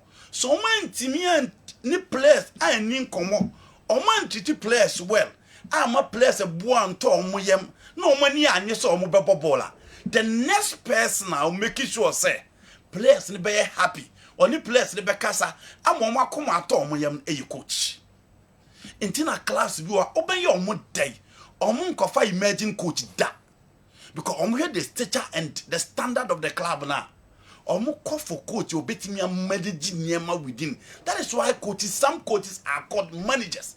That is why certain clubs choose coaches who are managers because certain issues within the team omo betimi manage this situation no ama bibia timi akoye. Unfortunately so otwa ya coach Otoado ofa so handle the are you yes no money bo bebrebe and I was telling Sir Franco Nara about Wayne Rooney said you say Wayne Rooney timi bo England national team here kayeka place omunim bo pa nke Rooney be from that but who talks about Wayne Rooney eti mama reasons why a player should play for his national team and play well for his national team. Tikanya majiku srowa keduru coach waji no anka wie se coach nso antimia enka captain na yes adwuma. It is the reason why till date we still talk about Stephen Appiah. Se management committee of the Blasters and Antimi FA Antimi ye nya coach obe handle but the moment that the enemy be do Stephen Appiah anymore no case die case now rested Blaster players the baby be from team and on the field of play 100% performance we here no the be ma. Inti GFA president a leadership of the FA issue. We don't have a good manager to manage issues within the Blasters, and we don't have a leader on the field of play. Captain Kwayinibi. It is a do, and similar question in an say player kasa or mana coaching team and kasa. Of friends who are willing to play this game on these games, as Sudan in the game. Also, party so are willing, we are ready. Who expect so to have to make a party willing so bebo. Who expect side from Muta? Intino, what you say on cancer and party, but then also a black. Also, also ready to play now. I'm saying that you don't expect Otoado to come and tell us what Otoado lied. Said you, I wouldn't buy that one. I won't buy it. Some may expect Otoado so I can't play this woman. Oh, Casey, are you ready to play? But not any person friend of Otoado man, the captain Semono on Odini Wunhamo. Into a to different Thomas and that is very common with coaches. Okay. That is very common with coaches. It is general coach in me, management committee in me, FA president in me, you send any captain or be manager or park so into a Blaster dying. The film team. It is the reason why players are demonstrating against the Blasters. The second free Black Stars camp, SSR players in Bomudin, Omina ready, Omo Black Stars camp, Sisia, because Lawrence Atizigi, Abdul Manaf.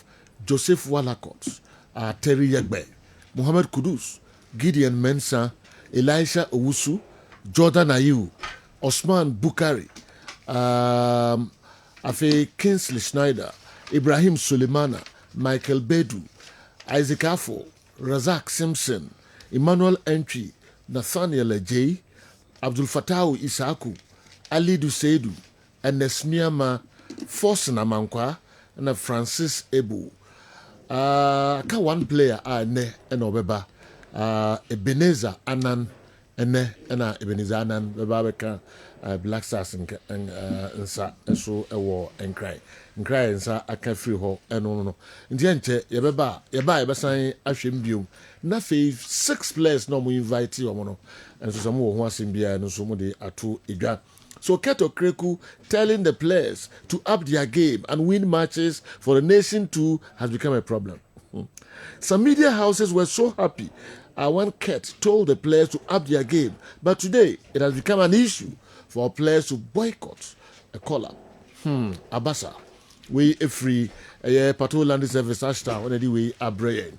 Mamisha a year Ohiniba Kwachi Cologne, Germany. Anyway, by Ohiniba Kwachi Cologne, Germany. Ohiniba say the recent withdrawals of key players from the AFCON qualifiers highlight deep-seated issues within the Black Stars and Ghanaian football as a whole. Unfortunately, those involved in our football management seem unable to recognize how serious the situation has become. While some continue to push for a third term for Ket, it's clear that our football has been in a steady decline for years. Yes, we convince ourselves that nothing is wrong and that everything is in order. We hope we have gone from consistently reaching the AFCON finals to struggling to qualify from the group stage and now even facing challenges in qualifying for the tournament at all.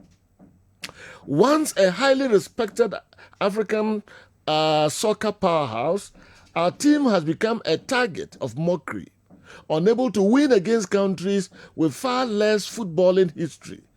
It's time for those managing our football to acknowledge their failures and open the door to a fresh, constructive dialogue about the future. Ohiniba Kwachi, Cologne, Germany.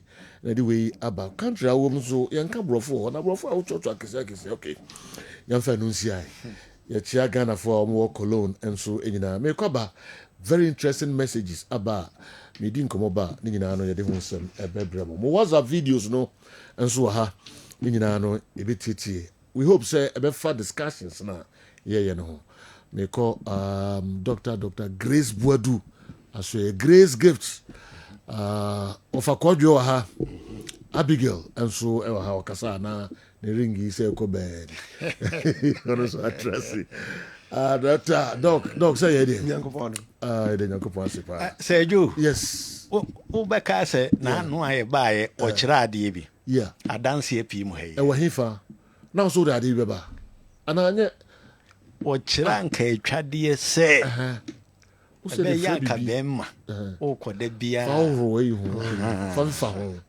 ho fasra ho trobo mane nwo ho enonom no na koda se ufie ha ya o ipa kron de wonka san kwada abonefo no ho na mintimi mmoni dene de metimi aka na se owa oye banana pa o hwe ni nyina so a ibiribi no nso mu be yedu kama or sports funumana wo ayi enkase bofo num no se malam ye ne malam se nyo no nko ane wa malam ne wa ma bi o se mfa kan ni kura so no so wa o se bagadi wa usuro malam na boni die mintimi boni okay se na wo na fuo mu a wo tie dokota wo e balawa na wabedi adanse o me mra fide so say wo fa asem na wo kan so ade mu di sie kura yi twa wo de abeto so na ono abetena so intimi sremo dokota de na wo kire ye no se wo be ma fa kan ho ene ma mienu na ya ma ba ante no ene ma mienu anka twade keke o ya wo de srasra na hem for how long ana wo de da na Sajo obeye diada amadiachi hey I see Sisia ya no madas o ka kire so o ti kakra bi no o se na o kona o ba bia o nam no na wa da se ni twetwesi na no de o te nti o koye no na ebi nso sinifie o se akutuo ni bi sinifie nti o koye na o se o twen brem minwa malam na Balthazar Junior. nneɛma a yɛama no wabɛdi adanse abɔ n'aba so nti ɛbɛyɛ ankasa asi so biem koraa nsa ne akɔ no obi wɔ hɔ a na wɔtwe twɛ mu no wɔantie adanse abɛyi deɛ si so dɔkota Gabi, o de if fa you- numbers no to Johnson numbers no to Grace Gefete Herbal Clinic ohwim sukuu nkwantana nso bade kɛse kwan yi so ohwim wusi sukuu nkwanta no so a busa so pe Grace Gefete onsa nifa so hɔ a wontu na mu nuru enum koraa na waduru asopiti fɛfɛɛfɛ sɛnkyerɛne ko a na ɛkɔ so me se emire yi mu no emire bi akyi a yɛwɔ mu yi sɛnkyerɛne nko a ne adanse nko a yɛnim sɛdeɛ esikɔba a yɛkora sese nyame hyɛ ne ho animonyam ɛwɔ Grace Gift hɔ saa nso na mowɔ nkran so a anaa mo a mobɛn nkran otivre gyen apue mantem finfin mantemfoɔ ne nyinaa monkɔ nu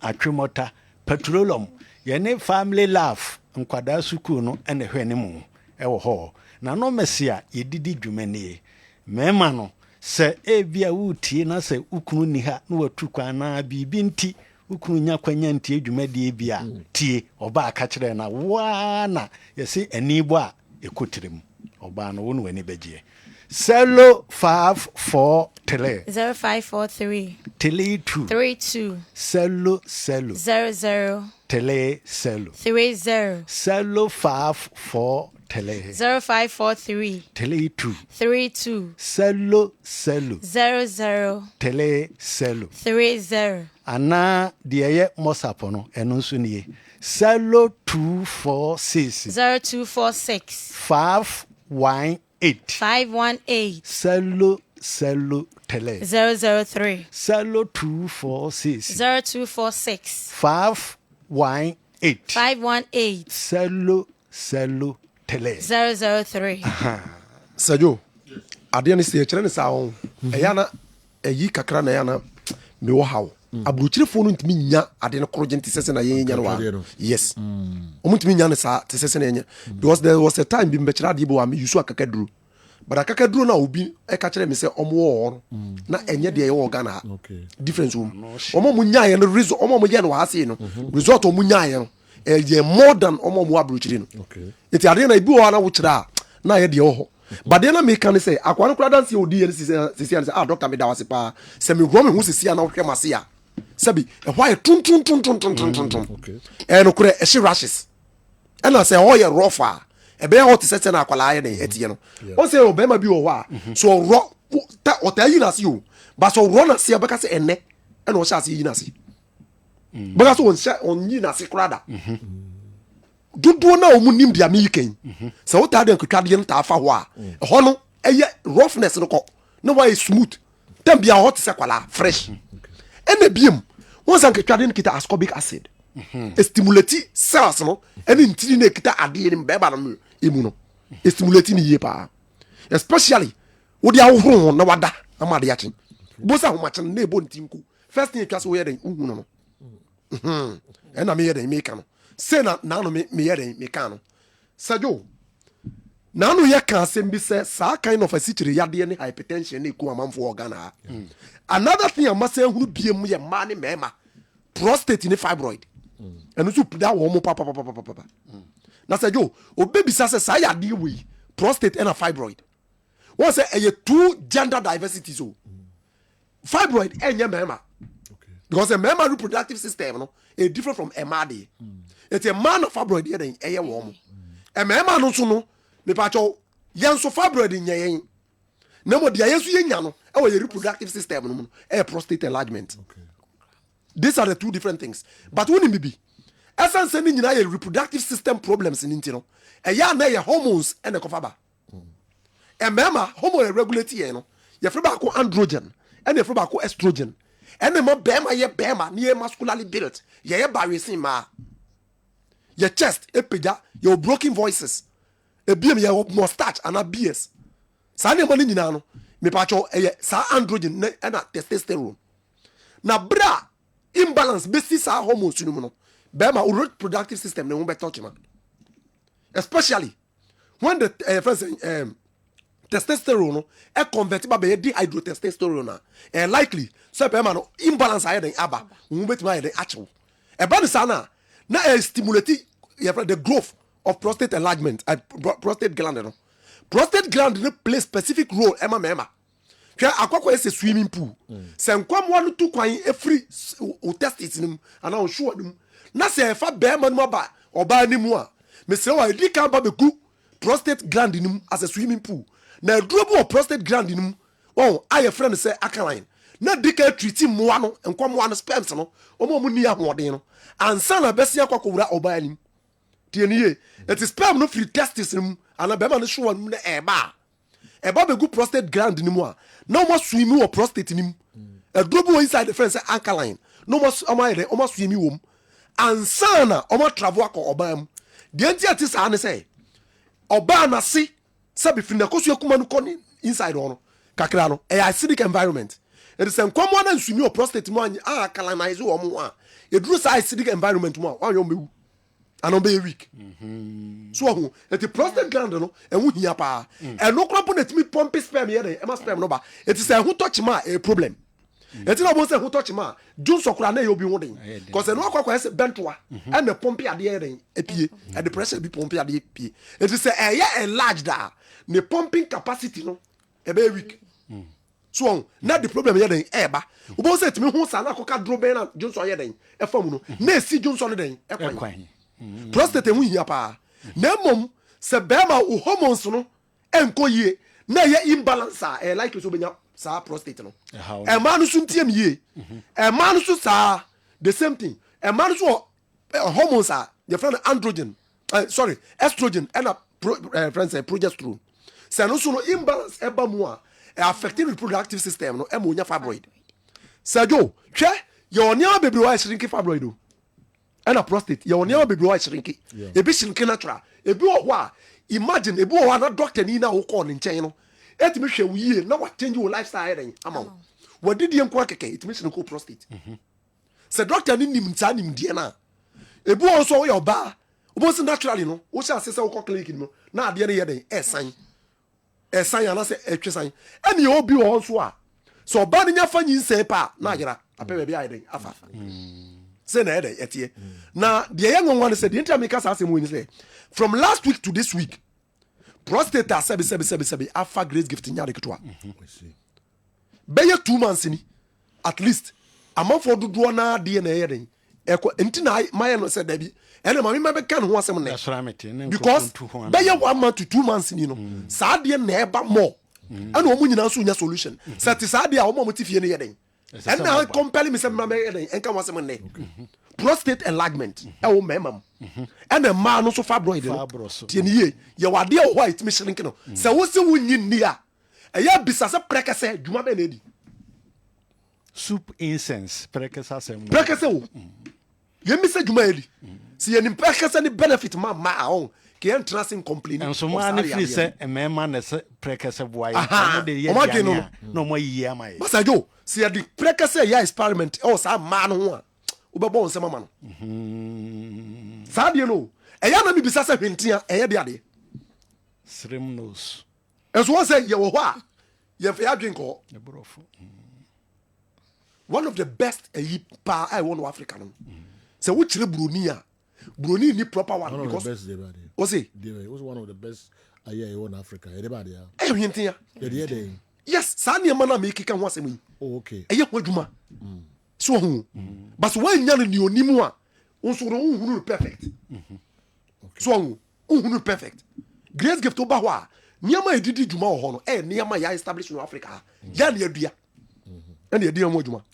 adeketo bi o na ekọ so hu eti saade wenti na compel me se mra meka ho asem ene due ebiem aniama we ya meken esa pevi we mo ba ni ba ni asase pa sebi abato mo etimi fifiri o eti ka adenti na unse obe kaya sejo way back na ye complaining of barrenness for Ghana okay se ma be complaining se ena bitimi wo ena awode no emu a week ena na ye nti of late ya na sa de man ye den eba Africa it wasn't part obe kaya So Obama wade oba 6 months pepe na nkumafo no bisan say da be ne ye nana ne beba. Because it wasn't part. Niama ni e Africa. Ye forget it entia. Ya say no. Sa de na friend say trowa no. Alas nyadoa. Nyadoa. Sajo, se me kase me ka ho asemo a, hwe ni shape. Obafu. Me kase me ka ho asemo a, ense mebri. Okay. Se opa mu a hwe aba egum. Hwe aba pa eren egum. Eyefuna. Enchi obibi keke. Na mema Abigail Erika kraka ho. Ba ofa fa numbers no tudwa. Na yenhwa ade. The ginger here is different to so Dr. Gabi is right. Okay, name or UK. Anyway, Abraham. I know you didn't. You know, correct. Enti monsa anye no mesena Abigail de no to aso ane yeko. Cello 244 0244 126 126 123 123 Cello 244 0244 126 126 123 123 Anna Cello 246 0246 518 518 Cello tele 003 Cello 246 0246 518 518 Cello tele 003 na wo kan say medase dear Dr. Gabi kan fibroid time aso fibroid e man ye obi pa obi o hono de akọ hospitals akoyi but oyi a enche na asan ba na Grace Gift Herbal Clinic se fabra na ye wadra ye de ma wa ebeden ebe shrinke enu nti na ye se obi oye chinidifo pa na won de wonji hwi ni na ne yare no say fibroid no say prostate no ode anante hospitals nyina na ne ho anto na bema buo no Grace Gift Herbal Clinic se wo de fabra ne ye de ye nhwema na ye no ba ya na nye se ye ma wadro na nu na se kojai wadro ye hwehwe the root cause of yare no ade kura de ba ye mpempenso a edro ansan ye de adro eden account enti yesrewa wo fia wutie bia ye kasache obi na boma buo se Grace Gift Herbal Clinic se ye de ye da so to nchia no enchia to okoso pa enti fa oyare na wabema buo nfa bra na ye nhwem yes be damase pa ana sajo ebinum so kika se Grace Gift ya eren yatum misre wa yenye ye gusu ye adwuma competent pa yatum ase ka mo ntino omo kika sa asem no mo hwe ni ye mo frɛ Grace Gift numbers no na omo bɛyɛ nneɛma bebrebe ɛde ama pa cho mo nko na me ne sɛ adwo to no ni asem bia support so asem bi hia dabi sɛ me board boku wa bu kyerɛ ye Manchester dabi sɛ kotoko get out okay all right yen to so Grace Gift Mr. Mo friend numbers no na omo enemo entwetwe enkomo na Mr. Omo ebeyi yade bi how bia enso afiri ho ede amount.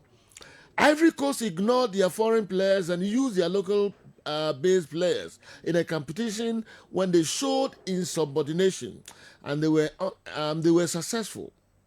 We always fear taking risk in life, and that hinders our progress and forward going. Ghana should do what Ivory Coast did and forget about these foreign players who don't want to play for their country. Kofi the way free Toronto and so abeka ensa ene anope awa Mohammed Betransi na fi odi afem kakra e wo Africa de aka nyina na Kwame ede ama ede abafie na abadwendwen nsem so ho kakra. Who told Newton that if Kurt was in Libya, Sudan couldn't have beaten us? Or Sudan couldn't have beaten us. Okay. Kurt was in Kumasi before Angola. Kurt was in Kumasi for the Ghana-Angola game. Angola beat us. How can a serious player say Kurt wasn't in Libya, so he wouldn't come and play for Ghana? Are they coming to play for Ghana, or are they coming to play for Kurt Okreku, Spain Boga? And so they are by no. Talisman. Players rejecting national call-ups. He who seeks equity must come with clean hands. The segment of the system that criticizes painfully to ginger fans' hatred against them remains the paramount catalyst to their deliberate rejection. All the praises were showered on Otto Addo. The same tongue is whipping them now. We are our own enemies. everything in Ghana is bad. Talisman, they are or they abarano. Awo. Sergio.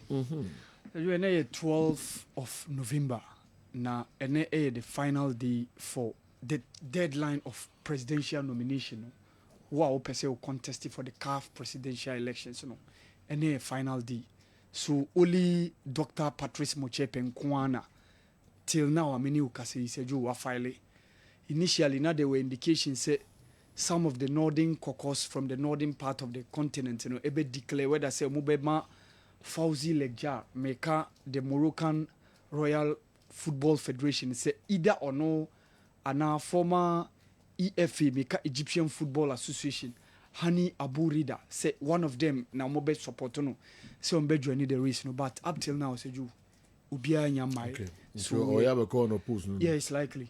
From now there it's likely because a net 12 in the tremor nature say nobody has filed apart from him. So what it means say nyame boa March next year 2025 no ye ko confirm no as the president of the Ghana the CAF Meka Confederation of African Football ye ko confirm Dr. Patrice Motsepe as the president of the Confederation of African Football. Non san twaso for the second term as the president. Sergio, minim say no awunya that indication say FIFA banning younger. Omo banning omo both make a transfer. Omo si domestic and international. Omo ntimi register player bia. Na nyina ye Augustine Okran sem ya. So be kaya after say FIFA etina case no so they've seen say there are some unpaid wages and salaries amounting to over $24,000 and team no entry my players no.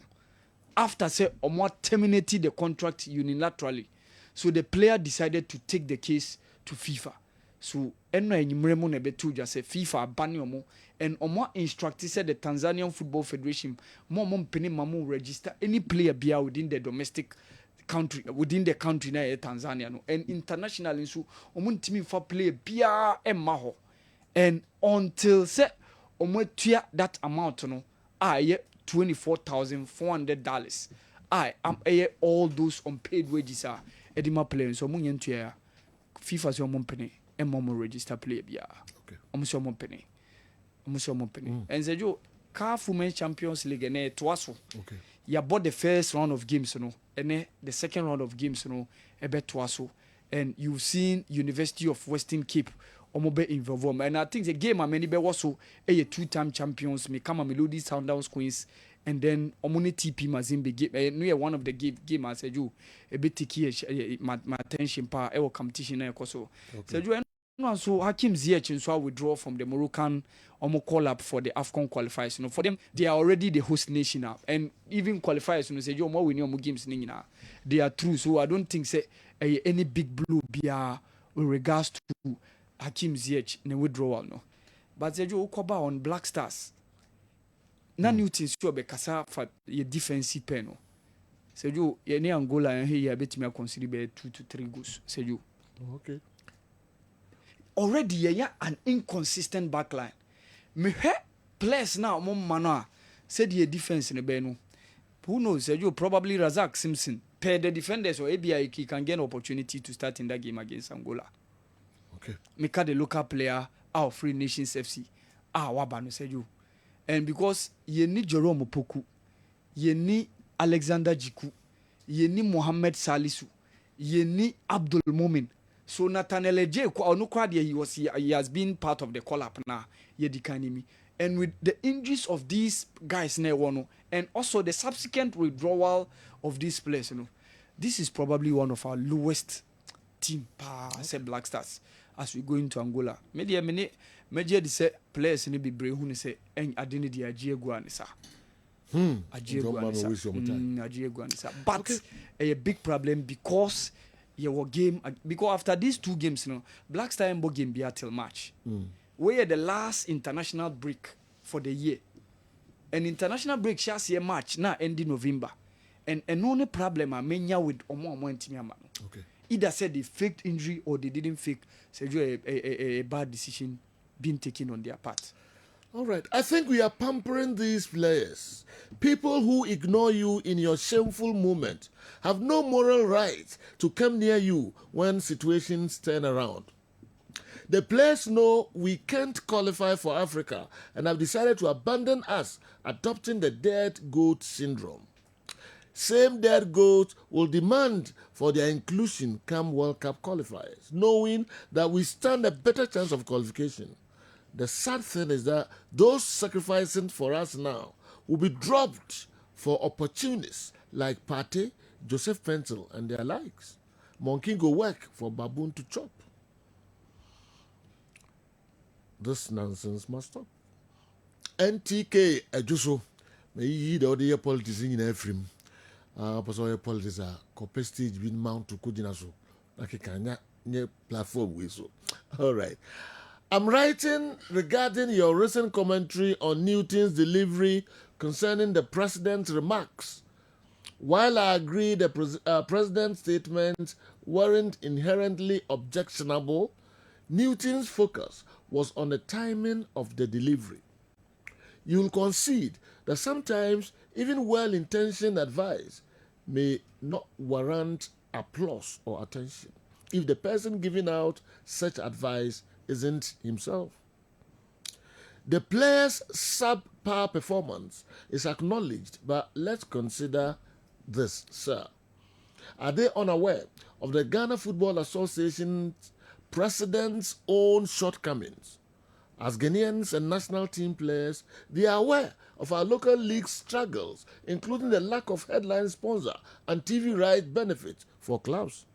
In this context, it's puzzling that the GFA president will criticize player performance without acknowledging his own role in these issues. This raises questions about accountability and leadership. As the Bible says, your works will follow you. Galatians 6:7-8. Will Florentino Perez's criticism of his players be tolerated? Likely yes, because effective leadership demands self-reflection and accountability. Okay, sincerely, Henry, anyway, every Department of Social Studies, University of Education, Winneba, and anyway, and so our brain. All right, yeah, twaso. Me call Dawood herbal. I say, na my fan crab talk a crabby aba me ba. Na fi yasan at the other local sources no a brain. Say a call foreign base my be no me can bad. International break, you know. Say how nyekiti biasa. Man, you na story so, but yeah. Me know all the two that NTK ni Henry talisman so dey. Obama message. Okay. Talisman to be a Ghana be anye. Obama message and NTK say monkey the work. Babu the chop. Who the chop? Yeah, Obama. Okay, now we so Henry so can president so shortcomings. Say president in adi into kobo players here. Ono one sheni dey so e kobo players. You know I say yes I you krumo bi antim ko bi ase. Okay. You kruma. See yes I you nearly leader ba akura because you leaders your mode boss so any okruma no. He so A player has told someone that most of them are not comfortable with Otto Addo and his tactics. Again, some of them are doing this in support of Partey not being invited. So my question is, will they come for the World Cup qualifiers, which Ghana is seen in a good position to qualify? If I were the coach, I wouldn't call them for future matches. And I hope those supporting them won't come back to complain. Tell Naro that the coach said Partey wanted to come, but he stopped him. I have attached the video. Kokudia, Dichamso, and so dear, I don't know. Dr. Dawood. Kakre bina fi yeme to aso emamo Kessben television Kessben 3.3. Enuanum ni adofo ye frɛ me Dr. Dawood. Me na me da Dawood Herbal Hospital ano. Na enam me so ena ne Dawood ointment. Dawood 360 capsules wodwa manso a ene obi adi hu adanse. Na du wei edutwem Dawood ointment. Dawood ointment o se fatwi na ebeko. Ofa Dawood 360 capsules or CC na ade wom na drum ye no we e adwuma bom obi a osisi ye o ya pa de obeye ne se What the Dawood ointment no etwitwe osisi na anopa ene anwumre a nansa bia no na wode bia bo asawa obetimi de atua udware wi a fa Dawood ointment wode ete ne fa sra ta bre kro na no na wonom Dawood 360 capsules no anopa ene anwumre na danse na ba amane wode enko na enko ti adanse ni bi Dawood ointment edrowe me straighten and welding the toda me po djuma na me honam nyina me hu bibi enyi ba se minya sa Dawood ointment we na me twitwi a na no pa so minya Dawood 360 na me no mo a eze kware me ye adwuma kra se kane no te drowe de edima se mama no be di so asema mama electrician na ye adwuma ekofia yentimi na Dawood ointment so ye adwuma na obra okodru fia fa twitwi ade be che no na ho aye den Dawood ointment fa twi keke na ebeko lua me use mama hoden pa ma metimi bo adwuma bibia e kama e ma me ye Dawood 360 capsules and Dawood ointment o memre we no na do we no so twitwi wa aposo e be ma ya oni nyina afiri o ma de che otumi be bo adwuma Dawood ointment fa twi na ebeko da bia amafo company de wo ka mu sa cospeda mi secret na nu ani e bugdo na ani Dawood ointment ene papa mi sori anopa mi di twitwi mi sisi achi mi babia he Mentebre secret in here. Tis up so at Samia. We use Dawood ointment. That's the secret of my taxi driving. Me a transmission gearbox specialist. Ejuma mi ye. En kan na mi pega dia, na me nsakura anti mi pega. And I say me ma dia so na lock mi sisi. Ti say fi say me share Dawood 360 capsules. And the Dawood ointment. Aboa me bebre. The drive na so amente ya mente bia. Obia mo modern so betimi ape Dawood ointment and the Dawood 360 capsules. Enya bi ato. Odofo se wate bi. Adro ya me ka ho asem no. Eno ho adanse ene wono adi no. Ko pharmacy e ben wo. Herbal shop e ben wo. Ne koto Dawood ointment. Dawood 360 capsules. Na se de enkrofo di ho adanse no. Wo so be di ho adanse. Wo pese wo frɛ ya. Eno na wo screen ase no 0244 886437 na 020-168-1717. Baby a yeton adro wo man Ghana mu bia no de wura house pe Dawood ointment and Dawood 360 capsules. Okay, yes, sama mu nyina kwa babiom. Program no dia enim said that's so your midfield action. Kessben Television, Kessben 93.3, Kessben 92.9 Accra. Na fi mu amohwe DSTV no yenyimu mfiri mu kra. Oko channel 364 DSTV on sabekan. Sanso and a channel 121 ewo Go TV on sabeka programming and so live. Okay. Mamimra bejafo na yenhwem kakrai. Ansana. Mamimra bejafo na yenhwem kakra ansana others nyina so yede akamo home ni wo say na woko screen anim yeah chief definitely okay. Problem ho e wo hin ye team num blaster come na blaster say e problem na kata blaster na emu de hin na say no dey on the field in America. Okay. Unfortunately ye Lusujiku Salisu and Jeremy Poku they've been the most consistent trio e wo chiri hono okay and a movement. It makes it 4 straight central defenders I use so more consistently. Okay. Sejo Munyina Emba. Now Terry Yegbe and Dikema down for Aba. Razak Simpson so ewo hono. Nathaniel Ajay so. Which duo and a ball which you are the Amaya. Sejo. A crucial moment and you do not come there. And then Midfield so issues with Hopper. And then of course in the final third I'll be talking about a lot, even a more injury histories in the crown. Me highlight be na ya show the way forward of this current blaster team na ya de Kofi Angola and the Nigeria Sejo a lot. Okay. A lot. All right, quickly, Mamisha, players now, you're free or more ever can. I'm saying, if you muka crab, you have a crab in count. Na local source no, and so, oh, na fe would you know, and so who hear ye, Papa. Everything in a emu. Yame Atma said, Yakano. Thursday, ya what day, Sudan, and in Niger, at the bedtime, so the day. In the whole Beshase, say, we call an eye, Mass in Bijino, Beshase floor. The Sudan in ya.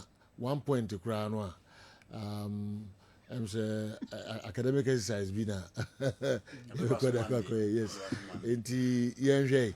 And Jay say one page here Sudan. Oh yes. Yes. So Sudan be lose. No san ko lose against Angola. Edio. Na ye mu ma Yes, Angola. yes, I question Angola Senegal. Yes. And they Angola near home. Yeah. Wait, ye team ye two has ye two sere way near the well. And home matches no and the answer. This is football. You know, say yes, ye do man say we will preview the game and Sanya be review and predict. Into yes, you do man no. Preview and predict. Sorry, ye be do man no. Say na nkanesa anka intimate discuss say we player where say player who deserve call up. Nke ye be twen say yen ko family ma fo nyina ankobo ye say ansa na abeka say omu deserve call up and aso omu deserve. Ke ye beka say yen kotafo ne yen ko fo omu mbobo mfichire omu say ye Ghana fo. Yen fo omu nkobo ansa baje do a yenye ne sa ye see ye hwe people who deserve to wear the national team jersey to represent the national team. It is the reason why yen run make say national team call up no omo ye team by team. Force na mankwa ya frɛ no abeka ho. Terry Yegbe ya frɛ no abeka ho. Osman Bukari ababeka ho. Ebenezer Anan, Kingsley Schneider, and afi Ransford Yeboah. Team by team national organization. Oh, national team is all matching. Apart from Kotoko, we are the constant factor in terms of the call up near concern. Kotoko. Yes. I don't know the intro, but was politically connected. The way you know. Why are the House of Folk complaining that our own cat doesn't belong to their corner again? Why are they complaining? And I will refuse of Mohammed message now read here. Or say, President Kate years ago, wishing an happy birthday, one wish House of Folk happy birthday. House of Folk elusu to Heart of Lions. President posted there on his Facebook page. He posted a lion on Abanenum. Why? President Kate years ago on Facebook. After Heart of Lions, I have 2-0. Who's happy channel? And I will visit. I didn't know. Heart of Lions, I have 2-0. On me, one lion. He was smoking House of Folk. You know. Into Kotoko, the any politically connected. And as I'm on a entry ball, you'll be. Would you have Kotoko supporters class on your call up? I do not call him. Our own friend. Samates. Emmanuel Entry. Yes. Would you have Kotoko supporters on your blaster call up and there? They will not call him. Undeserved? Bob and our about deserve the crucial stage of the blasters. This is the crucial stage. You know, your experienced players are owning in our field and Kenya. And almost say, almost a demonstration at Champion in front of this is the crucial stage. I had no own how now experience, I had now maturity. You used to bring all those players on board. Nan come out fight it because Bona Equacobon, yeah, hope to see a better than players. No, they will need a motivator and a leader in there. Into Hanan Kenya experiment. Into Kotokodia from Frederick Asari and Abba Emmanuel Entry. And your better players are or position in Ghana. You know, it is not Ghana alone. Yeah, it's a also. Agadas ne Rich Molam Timon was an SM for Blaster. Rich Molam Tia call AFCON, the biggest stage in Africa. San is young Costatum. Uncle Angola, Rich Molam to Kotokotimi Obama, on Zame fa captain one your best player. Ubiaka same friend Blaster. Ubiaka Rashid or Ha Kakotokonto entry. Samates no okoye so Hana Samates betona Kakotokonto entry. Okoye Ubiaka same friend. Is he not playing? Kayeke was the best player. Okoye what is Ubiaka same friend Blaster? No. But those guys are playing in Africa. They are not playing in their comfort zone. But nobody is saying we should go and call those people. And they are better than what we have here. Okay, it's no credit to me. Konena ma bi okun timi mo ba na onsa be cheten gus no sanko. Enti Genoa. And call Samates. No, I'm yes. Kotoko constant say. Kotoko constant. They are the only team among this regime that continue to be part of the blaster call up locally. Edindra. And I'm saying Kotoko because they move with the regime now. This is no news. Yes. Wow. Yes. And I call Samates. And then other nations. Until I'm watching. Now, you will now be to TV right. With me, I on to Abamon. The biggest news ever happened to Nations FC is to see their player in the blaster shirt. News being who Abba Samates, so chess or player, a blaster. So you knew better to tell that. Who wait me a question TV right? One wait me as who wait me a question say, Yan TV right and who bet me over that way. So it is a way I did come be an autumn crack. Said you move na no free blast and home and echo. It is static. They have been call up and say Keta who's the top players and the top teams, you know. Exactly. And that is my opinion. You can dispute it, but that is my opinion. It was the top nations. Or they are talk. You know, me say or they are caught some players no more. What's it? Any players no more. Me say my players are far better than this have they been called. Me say Richmond Lamptey players no Ghana Premier League. One year Rachel Lamptey. Why? Keke was the best player because him friend Blaster. I got us back to confuse him on Monswan. Or call house on Monswan. And he found no more. Yaka's from Blaster. No. It is a way strategically. Into who could put a TV right. It do about 2 hours for a player Blaster. Was he a petre time to Uncle Maye? It is the reason why all the clubs are quiet. Now ye moment crying more than they believed. That is the strategy now. Sir, need to kind of catch a place no more microphone no money. Say call up a while eBay. We penny binti na oba. Omunim say we or penny we akra or penny waiting. On deserve see a man ba on the omunim players ni. And penny phone or microphone na players no mka so mo and penny phone ni reasons no omunim.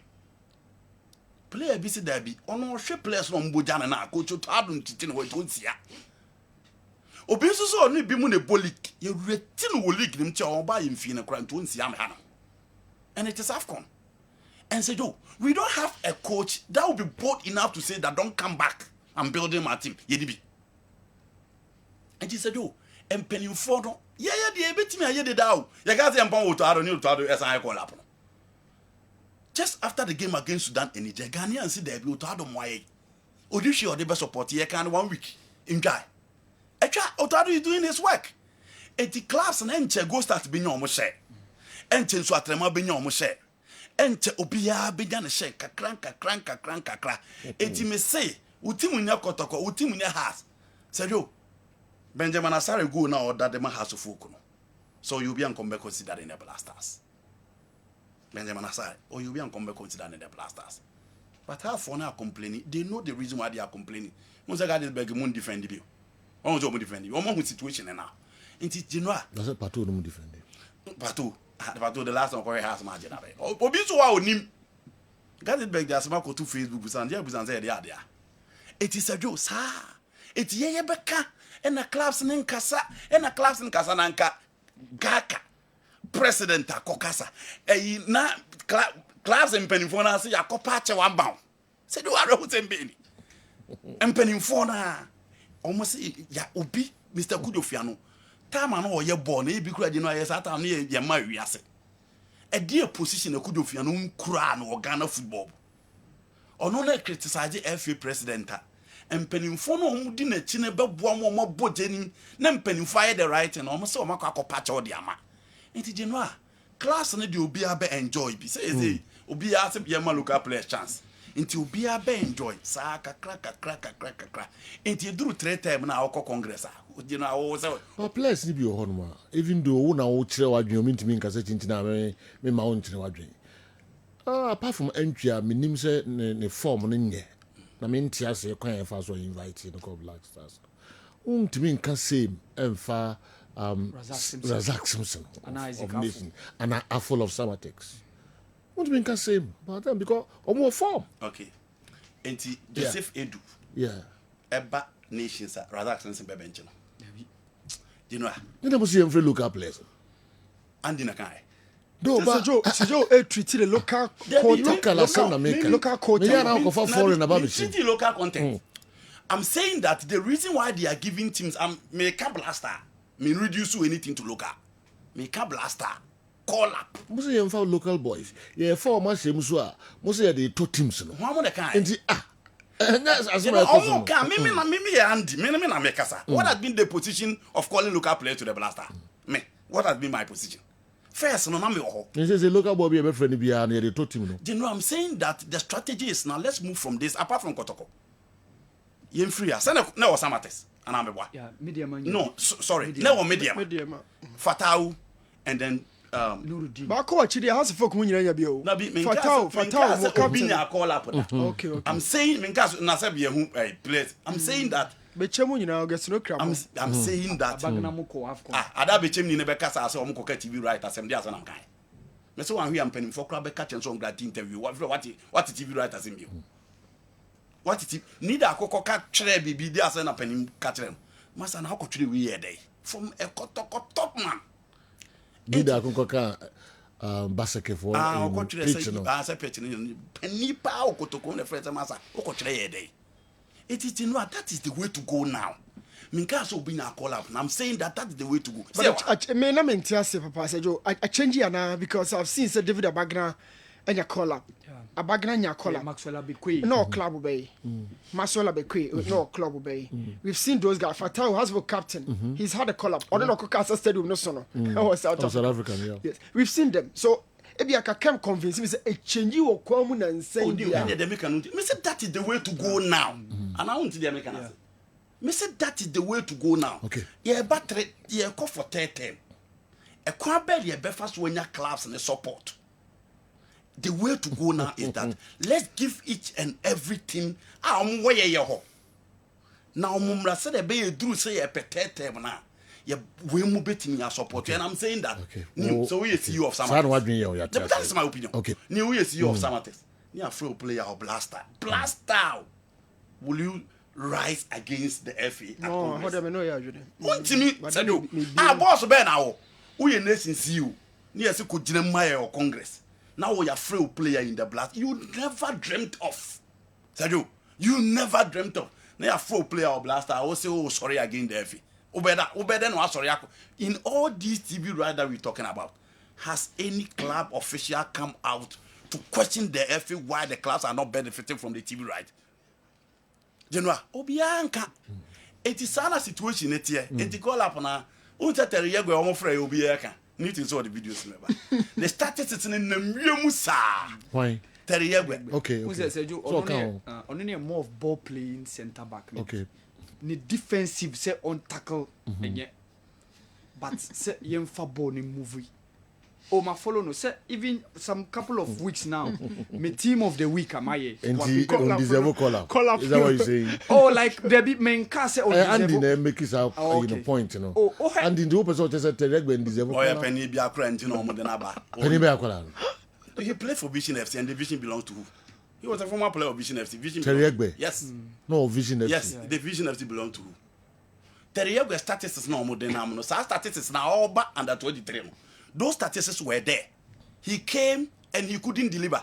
In any case, now Mohamed Salah won more Champions League. He played with the very best in Europe. Oba how timbo. Into statistics no more any day. Thomas Partey played for Arsenal.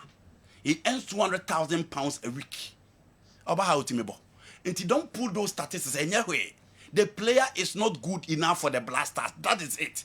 Oba Champions League or Europa. We've seen Salisu playing in the Champions League. He couldn't deliver in the Blasters. Into those stars the player is not good enough for the Blasters. You know, at the high that we want to go. Now only local players here and now our statistics now. Upon fan was far better than him. I was spoke about Upoku. Tafuni boy now about Benab, he was far better than him. You know, he is simply not good enough for the Blaster. And a Blaster no. You name your status, you name your level, and the idea politics in a campaign, your day and your board, no quantity coffee, and then penning for enjoy. Why Ghanaians are suffering? Why the Blaster is suffering? And then we are on the verge of missing out in the AFCON for the first time in 20 years. Bibia a coffee with football. Can't they sit up for once? Said you, Bibia or Bibia where you're born in beer coffee. Bibia, who say this corner there. You're rising na ye kwa face. Ye kwa under 20. Omuko games with Germany I can't ba omuko we ne wana. Omuko ka say Central for the agency players na we no. Ye fa na so hu de omde ye. No, not just who this corner say at least e be a ban we and say era we there. Coach ye we yet there. Nothing seems to work for the national teams. And I'm saying that you're penning for no more diamond. And you go to the level of Blasters play declining call up. So you want to Ghana Blasters. You want to Into the earlier they set up, the class will not talk because they are benefiting. But you know, the earlier they stand up and rise against the system to make sure say on be prepare grounds near football now back no for the better. If the 8 players have withdrawn from the match, we say Alhamdulillah. Because God has answered our prayers. The remaining matches should have been given to the local players, but scouts called the foreigners again to play, and thank God they've put the scouts in shame. I should call 8 local players immediately because the foreigners play like the local players when they come, and we we see their their controls and passes. Okay, isn't this shameful to the country? Players are now running away from the national team, which is a dream come true for every player to play. Okay, and then I sent this on Thursday, and it's going to happen, Sergio. And I'm very sad. My Asante Kotoko fans want to win the league, but it has been decided. Joe, Kumasi Asante Kotoko decided not to win the league last season, and it's going to continue this season. Our football people need enquiries. And who are those who are going to do the enquiries? It's another question. Okay, Father, if we Father, and so Abraham, he, Ogum, will continue to maltreat them, looking at the powers given him. You know the Africans and our position issues, arrogance and kwa. What Andy is talking about, if you know, you know. Keep saying the truth. We love you, Andy. Father, anyway, and so Abraham. Megina so the akofa Dr. Amuzu and Krato Kakra. Meba, mo videos I'm the buy and so ebehweding na. Nafi yako Newton Latte married at our na also the FM Kakra. Terry Yegbe played for Akache Kickers in Division 2 before he joined Wafa and moved to Vision FC. So that's all. Do all these local clubs belong to someone at the FA? He wasn't called as a Vision FC player. Okay? So what is Andy talking about? But he was called as an IF Elsborg player. So what is Andy talking about? Spain, Boga, Zaragoza. Okay. Spain Boga. Spain Boga, he knows what I'm saying. He only the American. He's only arguing. He knows what I'm saying. And on Odenso, he's very much aware. Odenso, the American know him. Also, Odenso, only players now. And penning funti a friend, only momuna. Players no mana be been to a mamma on should be no, he's part of the system. He died of the system. Why? Springboga. Part of system being. Oh, you know the FA, the Springboga FA member. You know, what is over there? Or a member of the FA boy. So person in Putunesa. Or a FA boy. And also your position boy. Yes. Who doesn't know? Who doesn't know? Obianim, said wow. Obianim. And then the MC how I drink power has to do her. Won't mean Cassa. No, make up some kick. Yeah. What trouble baby? But we all come from Wafa to Vision. All right. To Vision. Okay. All right. Najim Amamo. How can Sudan lose their 2 matches? Oh, it's impossible. Sudan will qualify alongside Angola. Benjamin Kojo Esuako Idi Grass Idi and Fanko. Then a super Idi about Bambata. Idi Bambata, yes. You are right. Idi Bambata, yes.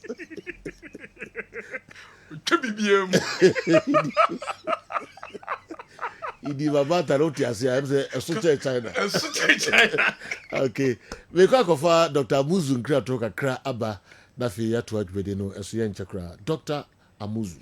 Mema ahwefo akwa aba ba Amuzu herbal clinic. Na mikita sem Amuzu garlic bitters. Amuzu garlic bitters. We Ye de garlic a ye plus enubra nuntini ene ahaban mako 14 ya kan fa de aye. Enti aduro na ho odin wo soro pa. Mo amun de garlic ye ne de afre aduro. We de os de bia ne pressure wo soro. The hypertension or num amuzu diabetes is going to regulate the pressure. The need a high sugar level. And I said the time be able say or that or bedroom so briana jo kakra was no dry. Kakra so come do. Who was how na the we here a amuzu garlic bitters. Untini mu asisi moja no etimi ni akona be wo mu. Enti amata mo bia won say na 83 edura American farmer no amuzu garlic bitters. Obi said doctor me brepa samade na ho ede mame. Doctor amuzu mai na djuma dini nyine wie unya bogali se bago se gomu a obeda na ho. Uwo weak immune system. Ubehia immune booster. Garlic pekesefra se niama we e boost immune system pa. Na nuwa garlic tinya fight nyarewa.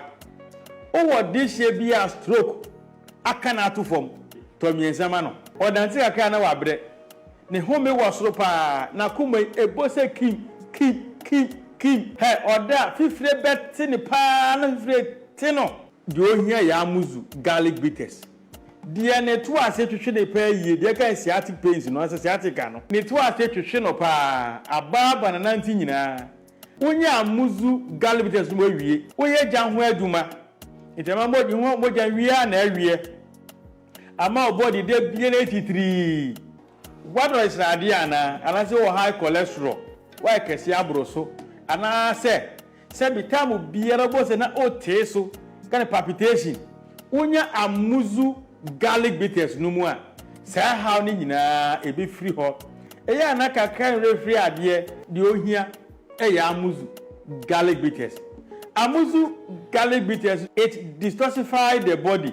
efi boni enya free the pedua no mu essential bua mamoja no die fusani yie pa.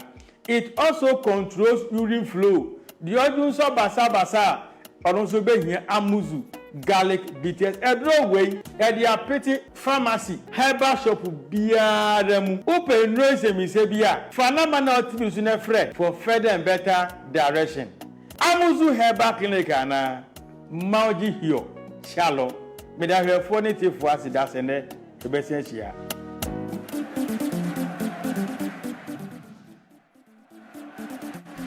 Okay. Yan komra sisi mo WhatsApp videos no enso e wa ha mini metuma fakakra WhatsApp videos no na fe ma Newton lati marriage ata ho na fe the local source no abewie kwa make so I will stand by WhatsApp videos here kakra. Yeka Dr. Oguma sama ya na mafo bi him say empenasem but coach on yade osaya homaso coach no yade coach osaya MC member de yo better na otumi abo asante kotoko coach osaya MC member empenasem untouchable ti your people know ye players and also so go players and also omo pa kotoko omo yi omo tumu mo benyiska krabi ahomaso masem no mabasa mo tim no kula players no play mo tim no is be play mini ahon for my team no coach no so bomb bia yeka am different coach ndie se pamone pe coach a good coach bobo kotoko abetimi a training place no place be play am bobo kotoko muni a ho ma de bo team no omba bo mwa tse penyeska club ya maso ma sem sane no bibia ko fam pe ba no enfi nsinya the former depot coach so make you fa ho so do ko de omo asɛm kakra me wɔka na ɔba me nyinaa n'ase. Hello, good morning, Sergio. Mechiche mwenye na no pay. Your friend me Filippo. It's a free commander. MSI hospital. We don't pay the book. Compensate me busa due to a remado. Nancy, a place no more prepra. Now you say any. We Osasuna, Ebono, Metao Pride. Rodrigo Pryor, Vasquez Pryor. This is center back na ka Rudiger kwa milita onya ye fiche. Be say me won say ye beto. General ye koto ana say ye be promoting kwa ni be mo ma be dey abesha because say Madrid da heading. Me say mo ya mo homa. Good morning, Sergio. Sergio mpacho pese me nka ye blasters won sanka kra. Sergio she say ye kobo eye Africa qualifies ya nim say yentumi en qualify ade na chantim na ewo no yentumi na yemfa mo kobo saa matches we en show mo ahodin we say chantim no so ye tournament we yenim na ka yen rese abrofu yi na nka mo mbabo eye we ka qualifies I don't mean nim nia my way ye dream I say obia in position na mihu sa adwen no na akodan you. I'm sorry to say this, but any way bia say we say match we matches we nya dey be qualify.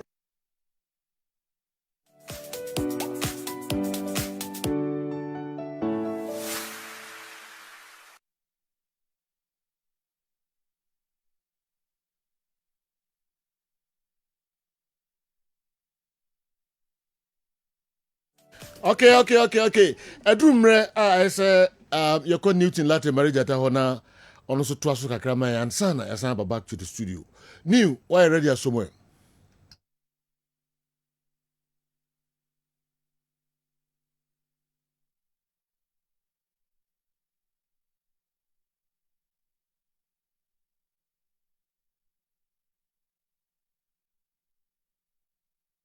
As early as possible. Now what me nya bibi the ama Ghana man nyina na o hwe pressure wo coach ne so a ano de pa going through the lineup no say Joe what the car bob so bebre na lineup here who was the original call up by me say Mr. Kwachebe mo ma hwe original call up by and there's been a lot of changes our squad we say mu changes ni bi no and na aba Ghana for bebre say omon tiase players in committed and dey no mo three so oh share this was the list and I said Joe ebobo so kire no say players way more for various reasons and to me amba Jeremy Poku Jonas Ajete Tarek Lamptey Inaki Williams Antoine Semenyo Alexander Jiku Ibrahim Osman the last player or no epic hamstring according to information Arizona no now in replacement of those squad no and I said Joe Bobo forcing am ankwamwa enche na fache me mensa so ense ebre ewo ho so we've gotten some of the players out of course ebi mo so about be replace yomo na ni nyina nkamfo no there's still some experienced guys within the midst and of course Osman Bukari one of the most experienced guys a Camp Blaster squad OCC who else Mo Kudus another player in terms of experience with regards to players available no on also so other so camp CCA we can also go on to Jojo Walcott another experienced guy or come so yes squad and yet to say atosini kra we still have those guys like Elisha Owusu squad and of course we have some of the local based players Afo Isaac Onunedikai Emmanuel Entry or Tosmienu and Razak Simpson in fact Jesse F Mrantie ho pa Daw TVC who said nations in here and who said Krobia near of the fact that to form at the starting season and yet the woman ubetimi aba blaster na man but those questions remain unanswered. I will take you through the last 5 games. And the most pathetic part of our discussion on our Jerusalem. The last 5 games, the most consistent pairing. Salis Sunijiku. Omumi Anuni ni Honwa, Obenya Abdul Moment and Jerome Poku as supporting cast. So in the last 5 games and results, and I could say that one against Sudan away no Obenya Salis Sunijiku, Omumi Anu Omomba. They are host to Sudan for Fianua. We still had those 2 guys and also so feature them. Unfortunately, they are also not available. Now me take you through Komoy because everything be a foundation. The goalkeeping department and of course the central defensive partner. Now the laterals as also. So you go away to anasa you host to Angola na you lose you no okaya Angola be share back and chair and so nya movement and a salisu and a boy ho. So they've been very much consistent area ho na make no and no come for na ko Niger okaya Niger no was a game and no so tawe pa sejo yenya movement and a salisu e wa chiro ni nyina me body no a talk about their maturity level, the experience, and of course the results or the outcome about game. Now, the last one no of the 5 for me fan, the one who kakra. So Central African Republic game across of 4-3. Oh, Babayara, Ubenya Jiku and Salisu. And Komo unity trying to say Jiku Salisu moving and a Jerome Poku, the most consistent and of course the most matured and experience of the last 5 games, ye home ranty. Jerome Poku na dawo TV sui, so a power ni so kakra. Jerome nie, kama pa. Na on ball central defender. On ball means so ball ni krano and uhune pa. Off the ball he doesn't really offer much. But yeah, nana samno Gerald PK has been an on-off and I say on the ball central defender throughout the entirety of the career. But he's one of the most successful. Salisu. That's also one to me about another on the ball central defender. Body crano who says about in crano. Na injury record no yes Joe who kakra pa since 19 and I said 2020 season Ubenya injuries are draw almost about 8 hamstring and a demoting my pa 6 times. Thigh problems, and a hip problems. Now, a cut across a lengthy period of time. It be at 21 days, 25 days, 121 days, 102 days, 16, 8, 37, 14, 20, and 153. So, from 1920 season, University 2024, injury history of Salisu and a very pathetic because a man is so consistent, said the penal, our national team. No, forget about the club side, so Salisu performance na enso ma Jiku performance na enso Jiku so emma. Put them alongside Jerome Poku any moment amakai. Why more and now the be replace yomo. Hona yeko. And Nuntina Razak Simpson one man in Sasono or Danya Mianse for the call up a buy Now Branty onya call up no me bisa say when our friend can or so friend ma men papa. Ni nyina ko touch a dear na word ma on mine. Jiku ma on ma mesia kan. Are you ready Simpson? Ubetire ya juma no de amaye to say the Salisu ba o ye ni mpo Ghana for benya a lot of confidence wo. Now we take away Simpson the presence in the team no. We also have other guys almost what team no. Now Taniela J is another Laurent guy. Modena Basse or body homodia fipa. Very towering, good height, very physically built. Onye so explosive, but on the ball he shows a lot of confidence and composure. I would add the ball also so Bobby. Now Terry Yagbe I had your new what drop papa. But I feel now called Ellsberg. And performance and to say a lot of people reacted say to me support and yet you said in my opinion I had a picture and was Terry and Drubabi as a body my blaster. The kind of pressure we've given to Salisu. Now Terry the other day me person will enjoy the video kakra. Now naturally the ball now is about 80% on the ball. Defenders there someone who off the ball because you always defend.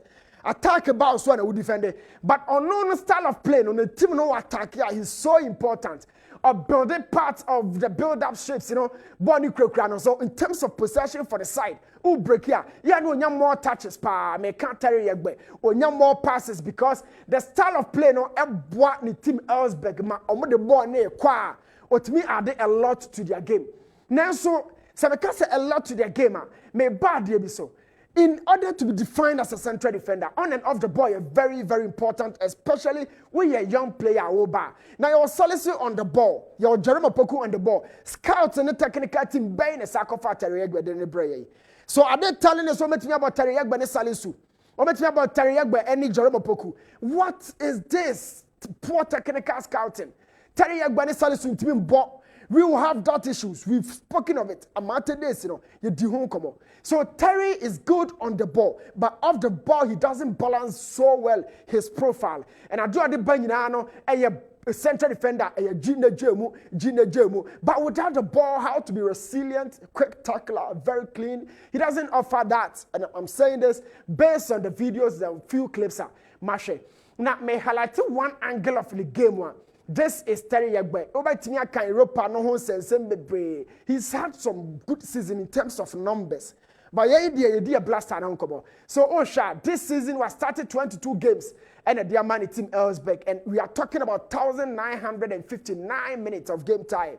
Nina come for no team of the week when you're 2 and a dear room of Sweden, elite stage of their football. But don't forget, fix him in the blasters, then we can talk about the performance. On this heat map, Uba who said, Bob Benkuma from as a left central defender. Now, left central defender means 2, 4, and 5, and I said 2 parents, or Boko Benkuma from to say left back, Akra, right back, and I said right central, Akra. A 2 who's a hit map, and a what in zone. This has been constant movement of the visuals on the field, and Terry Yagbanayeshe. But me say Ubusamia Terry Onyandru stage or Bob Lasana Amana ye.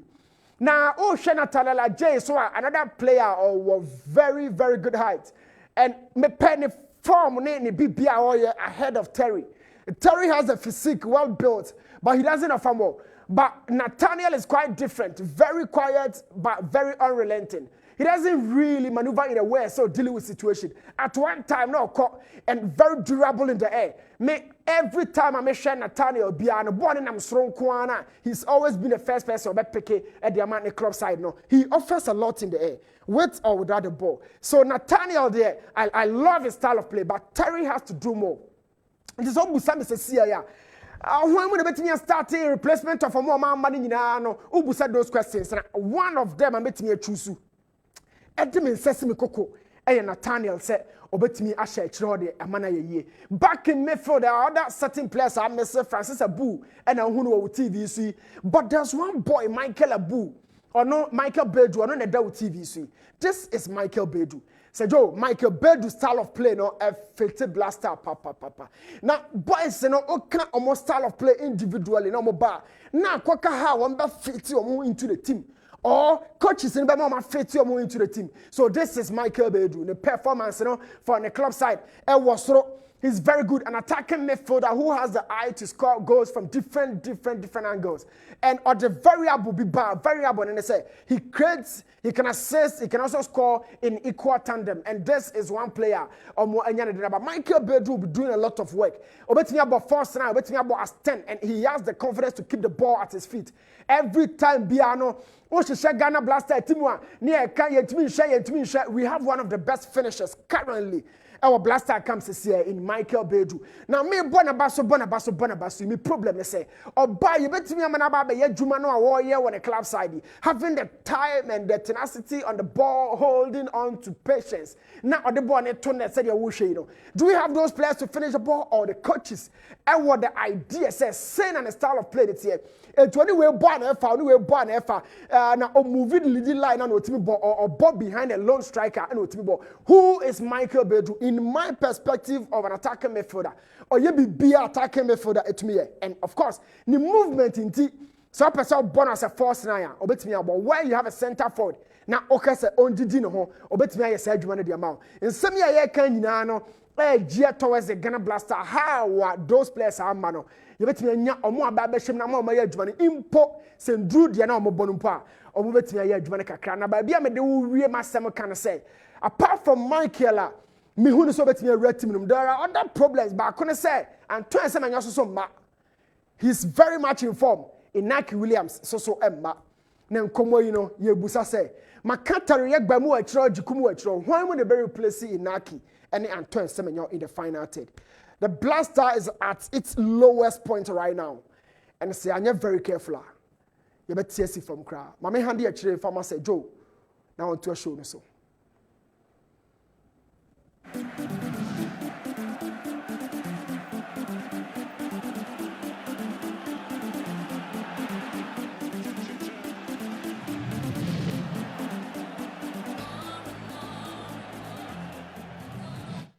Okay, Yamamu nyina kwa babi memra Kessben television so Otianka live and so DSTV channel 364 Go TV channel 121 and craning botamu nyina Kessben 92.9 ɛmmra so sɛ mekɔkɔa me miki hɔ na afei ɔno so ɛde kakra ɛbrɛ yɛn na ɛnɛ yɛ Ernest birthday. Ernest Rich Kifid Club Ernest Sisre and Ernest birthday and wish you happy birthday and as we a special one Eddie free nyame nko ame ho members ni nyina obi ask me wish you happy birthday a special one and so every wife and then kwada ni nyina omo nyina and so omo wish you happy birthday nyame onya okese and then when you 50 years wow. Oh yes Isiranko usura obibi wo ho dada we are sure say we show pa na menye enya okese na wakoma so ade nyina no yakopon onfa emma happy birthday Ernest Kwame yes general na ka man fa we into aso di moza de no we free Awal Muhammad di moza Utek FM Wauba. Oh, me and then the birthday. Debbie, what's your phone? Zakia. Zakia. You're having a kitty and now boge. Girl, where the kitty boge? Never so you makeup artist. Ayija Zungu. Okay. Now she's the wife of chief of Hausa tribe in Yati. Ayija Zungu. Yati. Okay. Zakia, a special happy birthday to you. All right. Very beautiful. Our demons are so. Oh my mom, who fe onimomo. Onimomo. Your boss. Na okay. With the emphasis here na. Nanko for best no. So no. Any other? So no. Sunyai. Who's a Sunyai Nice girl. Sunyai Poly team na name was from Paul Bobby. No, na captain. Our Mohammed. Okay. And to no captain, Kotoko captain. Okay. I see. All right. Kwame de abo for no tensem kakra ba. Nem say Jesus bi kuta onu so free. We there. Yenua owuo all the way from Modena. Okay. In Italy. Wow. No say afi Kessben sports team no. JC how they ebe Kitty sports team. Them say all the ebe bomb matches here. FO. Which is original. Sportica. Or they bred Kessben 11 football team. Okay. The Enfa way and more games I ever. Oh, nice. Nice. That's a number. And the corner here one cause in the corner. So for you to go try go be in the corner. Because the kobobo no one deal. Was it one is a catcher. One oh the bear 3 and 4 try go here say I didn't better it. Oh the general from Modena Italy that's a pa do the back celebrate. Oh set. Oh just set. Oh did you know so that check Kessben media. Yeah that's a pa your colors no so uhuni ye pa. Let me show pa goalkeeper there. Oh nice one. But we as a bechem for goalkeeper need the end. Good it is one. So come let's go to. As a bechem goalkeeper. There is original on ye. That be when Canada make. Okay. Bechem goalkeeper no jebu. No jebu. There is original on ye. Bechem Canada no jebu. What? That's our teacher we teaching. Bechem Canada no jebu. What? No jebu. Oh but now you're not why are they pa Canada no the ball come are they the aba no to say original pa. Yeah. Oh, why are they from Italy? All the way from Italy. An original. Oh yeah. I should be there by now. Yeah, that's a pa. Midnight Kessben abusuani nyina na yada owo Modena Italy na owo nyame nhyira na the wohwere ye bia no nyame onhye wa onemu why Yeah, that's it. For love, I watch all these years.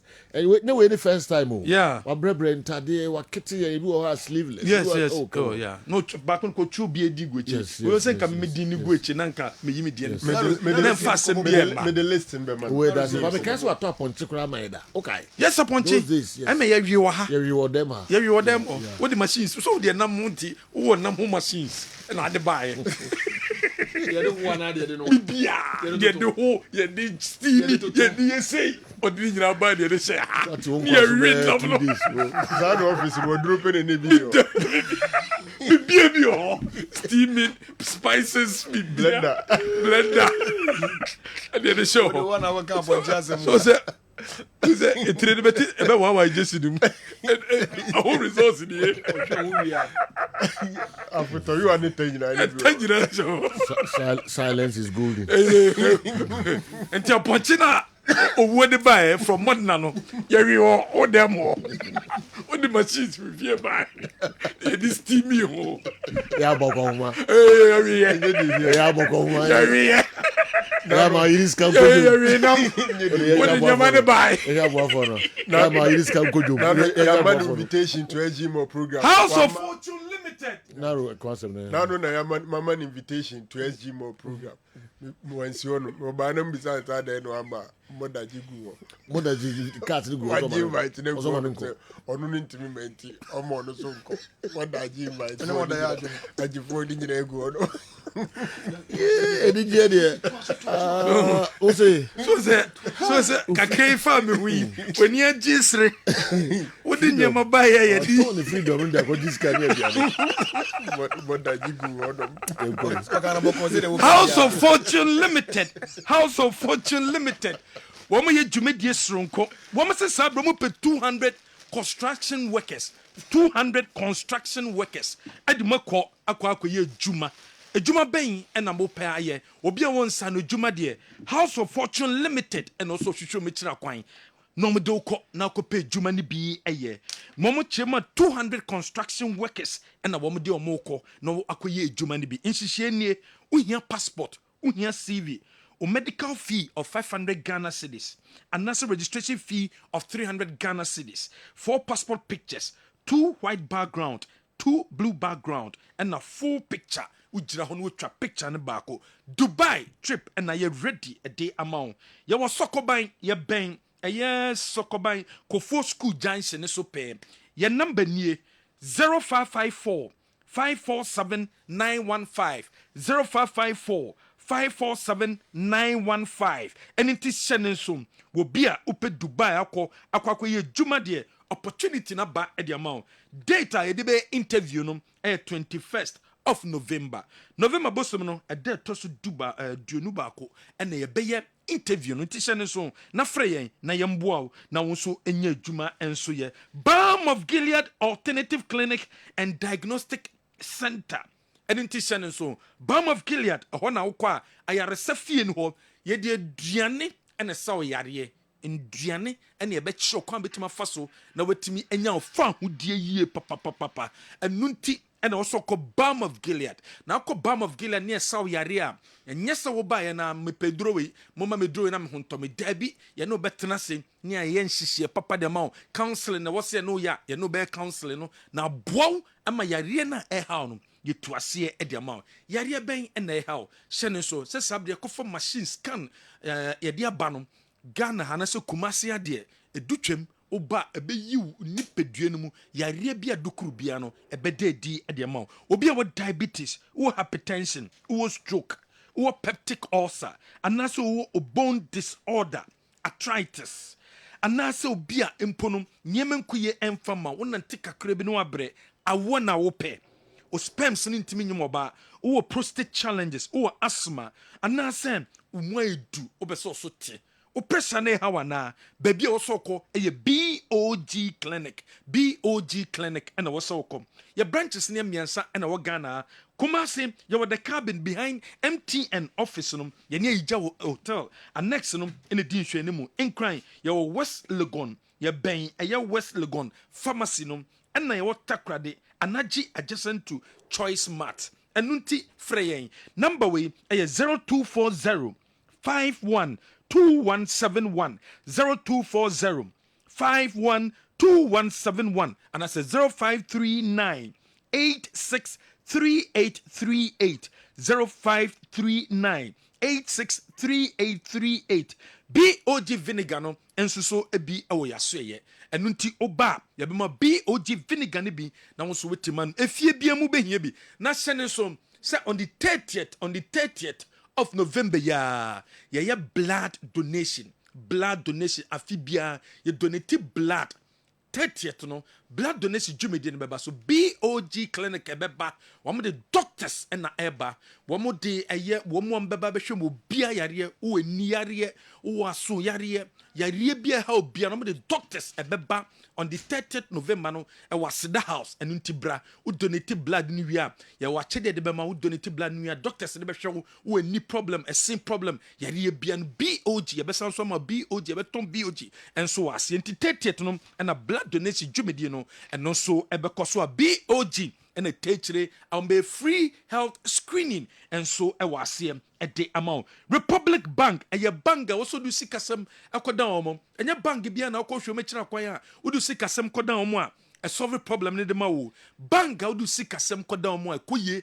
a Republic Bank omo retail banking omo digital banking corporate and nasa SME usika na da bank amfaso biemba so enfamo sika no se de temu ano no afi beso na mfaso kitu bi na ba sika ne so e de ama fa ko investment our banka we investment wa mfaso baba sika ne so e de ama credit cards ana so pe loan e de ato japade o pe loan e de ato dan o pe loan e de ye japade bia e ma ne problem Republic Bank and also show me chira kwan wo metu sa na mo no e de ama latest foam, your partner for life. Wabrabum yonkone latest foam for at the Viso Fanaba, a 6,500 Ghana cedis. 6,500 Ghana cedis. And only a Viso fan, and also fano, a 3,100 Ghana cedis. And it is Shannon Sum, Nakope latest foam, Wamo enkunyanibi, na cotinem, we chinkase problem nebekwa, a latest foam, enkunyano, and now yisuam, a betimi abwa ye, papa, a manya metima konkai, and so a diamond. Heba so criminal, bema na using, bema ni obeshim na nyemen kuyen farm wa a jimpa, and nunti. And also compare heba so criminal be. Unya heba so criminal be. Sa problem ni so twa e dia ma. Bema de oni obeshim so timi satisfy obano. Omo ban ho bano. Obano ho mbana o friend bioma omma.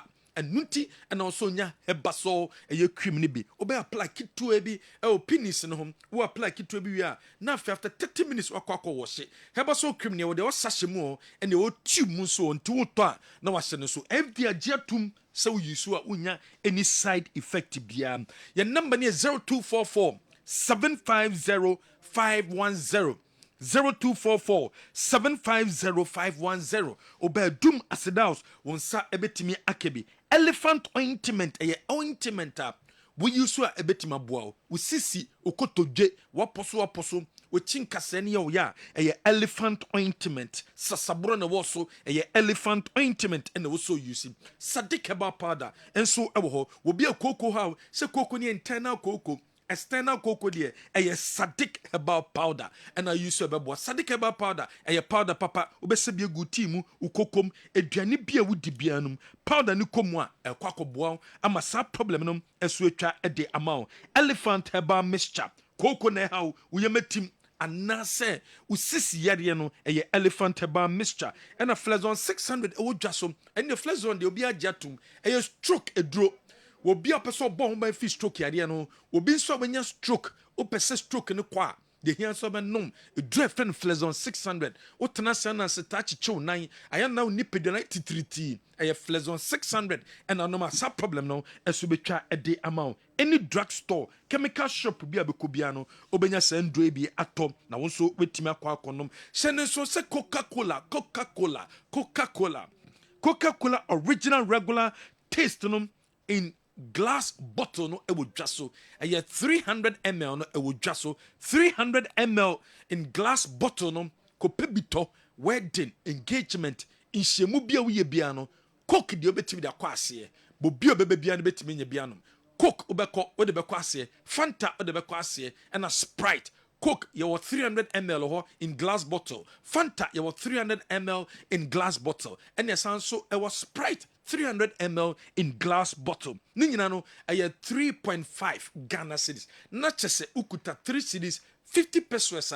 Obenye biato na wonso wetime akwakonom. Apart from glass bottle no, ye de aye pet bottle no so aba. De what aye bottle mo plastic bottle no. And also odwasom. And also what 300 ml and a recycle aye bottle. Uwia na da to bin mu and ye ba beje ne akwa ye recycle ne tima de aye adefoforo because aye plastic. And no de ye de just 6 Ghana cedis. Coca-Cola de it tastes good. Coca-Cola di obia jiatum and obia enso enumbi. Tortina 74 T74 eye dropa. Wonum T74 dwani bi ababua wo. Dedi kan ebe boost immune system no. Ama immune system no awodi bemu a yare bie no ebetimi abo.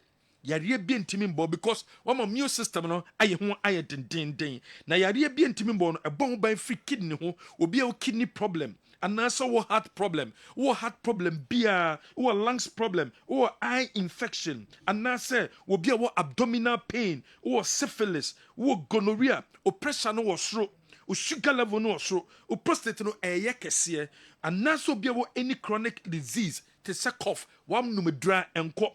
One nasa will be a early cancer when your cancer buffet and assassin will be a bad breath or whom in HIV no nya bomodin shene so say HIV no ebeso so ano amwatene wiase ache and naso be a COVID or fibroid or ulcer or asthma or fatigue e ye tortina 74 any drugstore chemical shop be abekobia no benye biato your number near 0246 073498 0246 073498 general yemfensia bad breath ye but what is bad breath obia ohomia pampai no enkoye okay me bacho ade yen to aso ade okay me di fam kwa MTN FA Cup round of 64 draw no abaso yenhwe teams no ntenteme na fe yen to aso group 1 Malima FC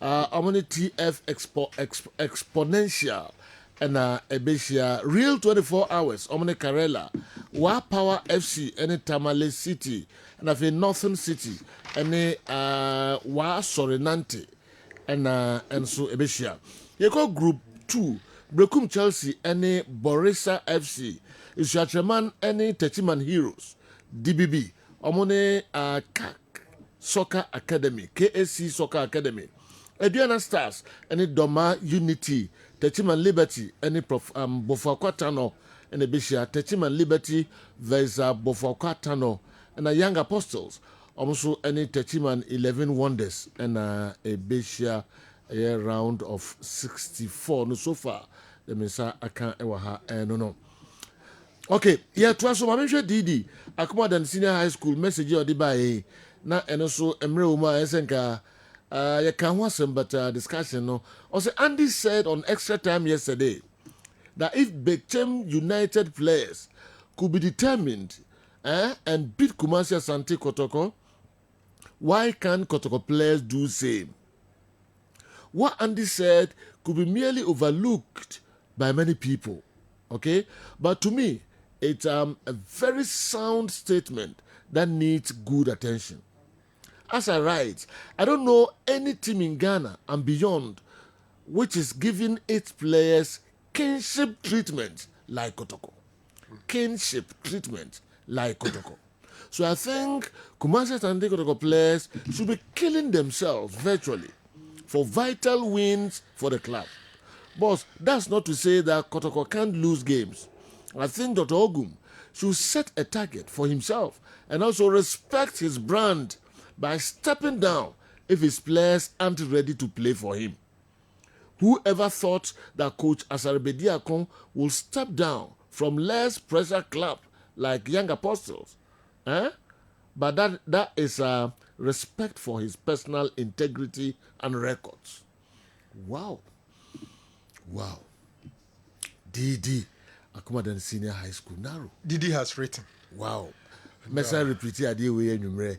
Yame had more china mesa repeat for thorough discussion. DD has written. Yes. And on the issue of say between players betima determined. No matter Kotoko, why can't Kotoko players be determined and also win? It's an interesting statement because you get pass a player for player. Kotoko has better players than Bechem. Lorika Hokrano club Ben Organa Umunya kinship treatment is a Kotoko. There is none. Mrebema. But currently, Nations is doing something and Grofoni way, okay. Unim say Nations winning bonus and no mutuya 3,000 for each player for 2 matches. Wow. Each win 1,500. Many sure say team between up to that amount. Okay. The do baby na say also players no mma coach ni say sa na ohun no dia. Say that say be dia ko club a pressure nim to say younger apostles. No ade adwuma na to na do baby a ga ogum enso nye de say. Yen komra na e be discussing later. So ko di nkomo abon. Ogum na my friend ogum. Coach ogum. Madam for no. Friend na madam for no. Oh, okay. So onye dey. Na am say ka adwuma no onye ne sa amaye. E dey epe. Ose minya no abote kakra nti. Ma hodu on kakra. Oh na ko frɛ ogum. Like 2 minutes. Nti onze nange epe no ye ma na sa coach ni bae no so hwe chiri kakra. No hwe chiri. Sa so ma iba na sa coach no no. Okay. Ozo ma ni dika ze do mo kwa America. Odika yes. And who say the house just no buy mo no. Yeah. Me say Dr. Nyawuta clue no pe ogum papa. And why birthday no you huni near my house of folk di kire. That is the house of folk. That's the Matusalam of Ghana football. And near my house of folk who are nyina on ramp before danity and my huni. Club or the Brazilian Pele about West Africa house of folk. Or man number 10 JC expensive house of folk. The no 130 years no you dini kama house of folk aso na niema house of folk supporters you nyina nsaka na ye jesini na mpanifo de abase jesini yenya ne kopam ya de Nike nim Adidas nim Puma nim Krofona akari nim ye ton askari nyina house de 300 Ghana cedis and then go for the on beton we na 27 cedis no. Does the price go down? Bomb the number 12 year in Titio, Becca 27 cities. Head the end here. Yan the Copa Miadi. Co Europe. See you no come the Coco Pam Nadia by and to make us a do a chapter half. Your dear birthday, Bianco, so Coco Toby, Amania Mancosi. Yatis Yacoto for so free of was or science. Because Cotre for me a shiano for dime. To for my yamo moment that one as you only any Siguzu Casa. It is also floor. Just say Juma. Say, come on, your move. Now, a more expected back in the form is the most expected stadium near the ideas and mobile special of Bayara. Oh, send him for more G2 on Babbery. Ah, take it up. I better get up on my bar. On Berewa. Baby, I'll be a shoe on me, I'm a shoe on Bilomuquay. I'm with the one as a good reform year. Open your video to the full. So Mugani on Muye. Now some fancy senior say until says go for you, but we do fancy no Mujinai. About one. And I'm going for his own beer came in a idea will be any saying ye and then I ready for an fancy for say movie I'm going to know. Club I to as a friend, you know, I'm going to know. About one. It is a says on your mother no do be any saying ye and then I ready for any ye and you were ready when you had that water Kotoko say Muto gospel. Kotoko say gospel Bonnyman Cabo Boca Papa. Hey, almost do be any saying ye no and then I ready for any ye. Eti we ready wo de one year da wo ram say emphasis for say da mo nko dwono ho o se sunya ko a ye wo dwono ho emphasis don't go be je mu ma breaking the for and so aba betrasi nyankomo ya adma no nan munsan enhia ye ewo extra time jumedi no so Kessben TV Kessben 93.3 da bu nyina se ye be sign mo atrasi biom ya kra mo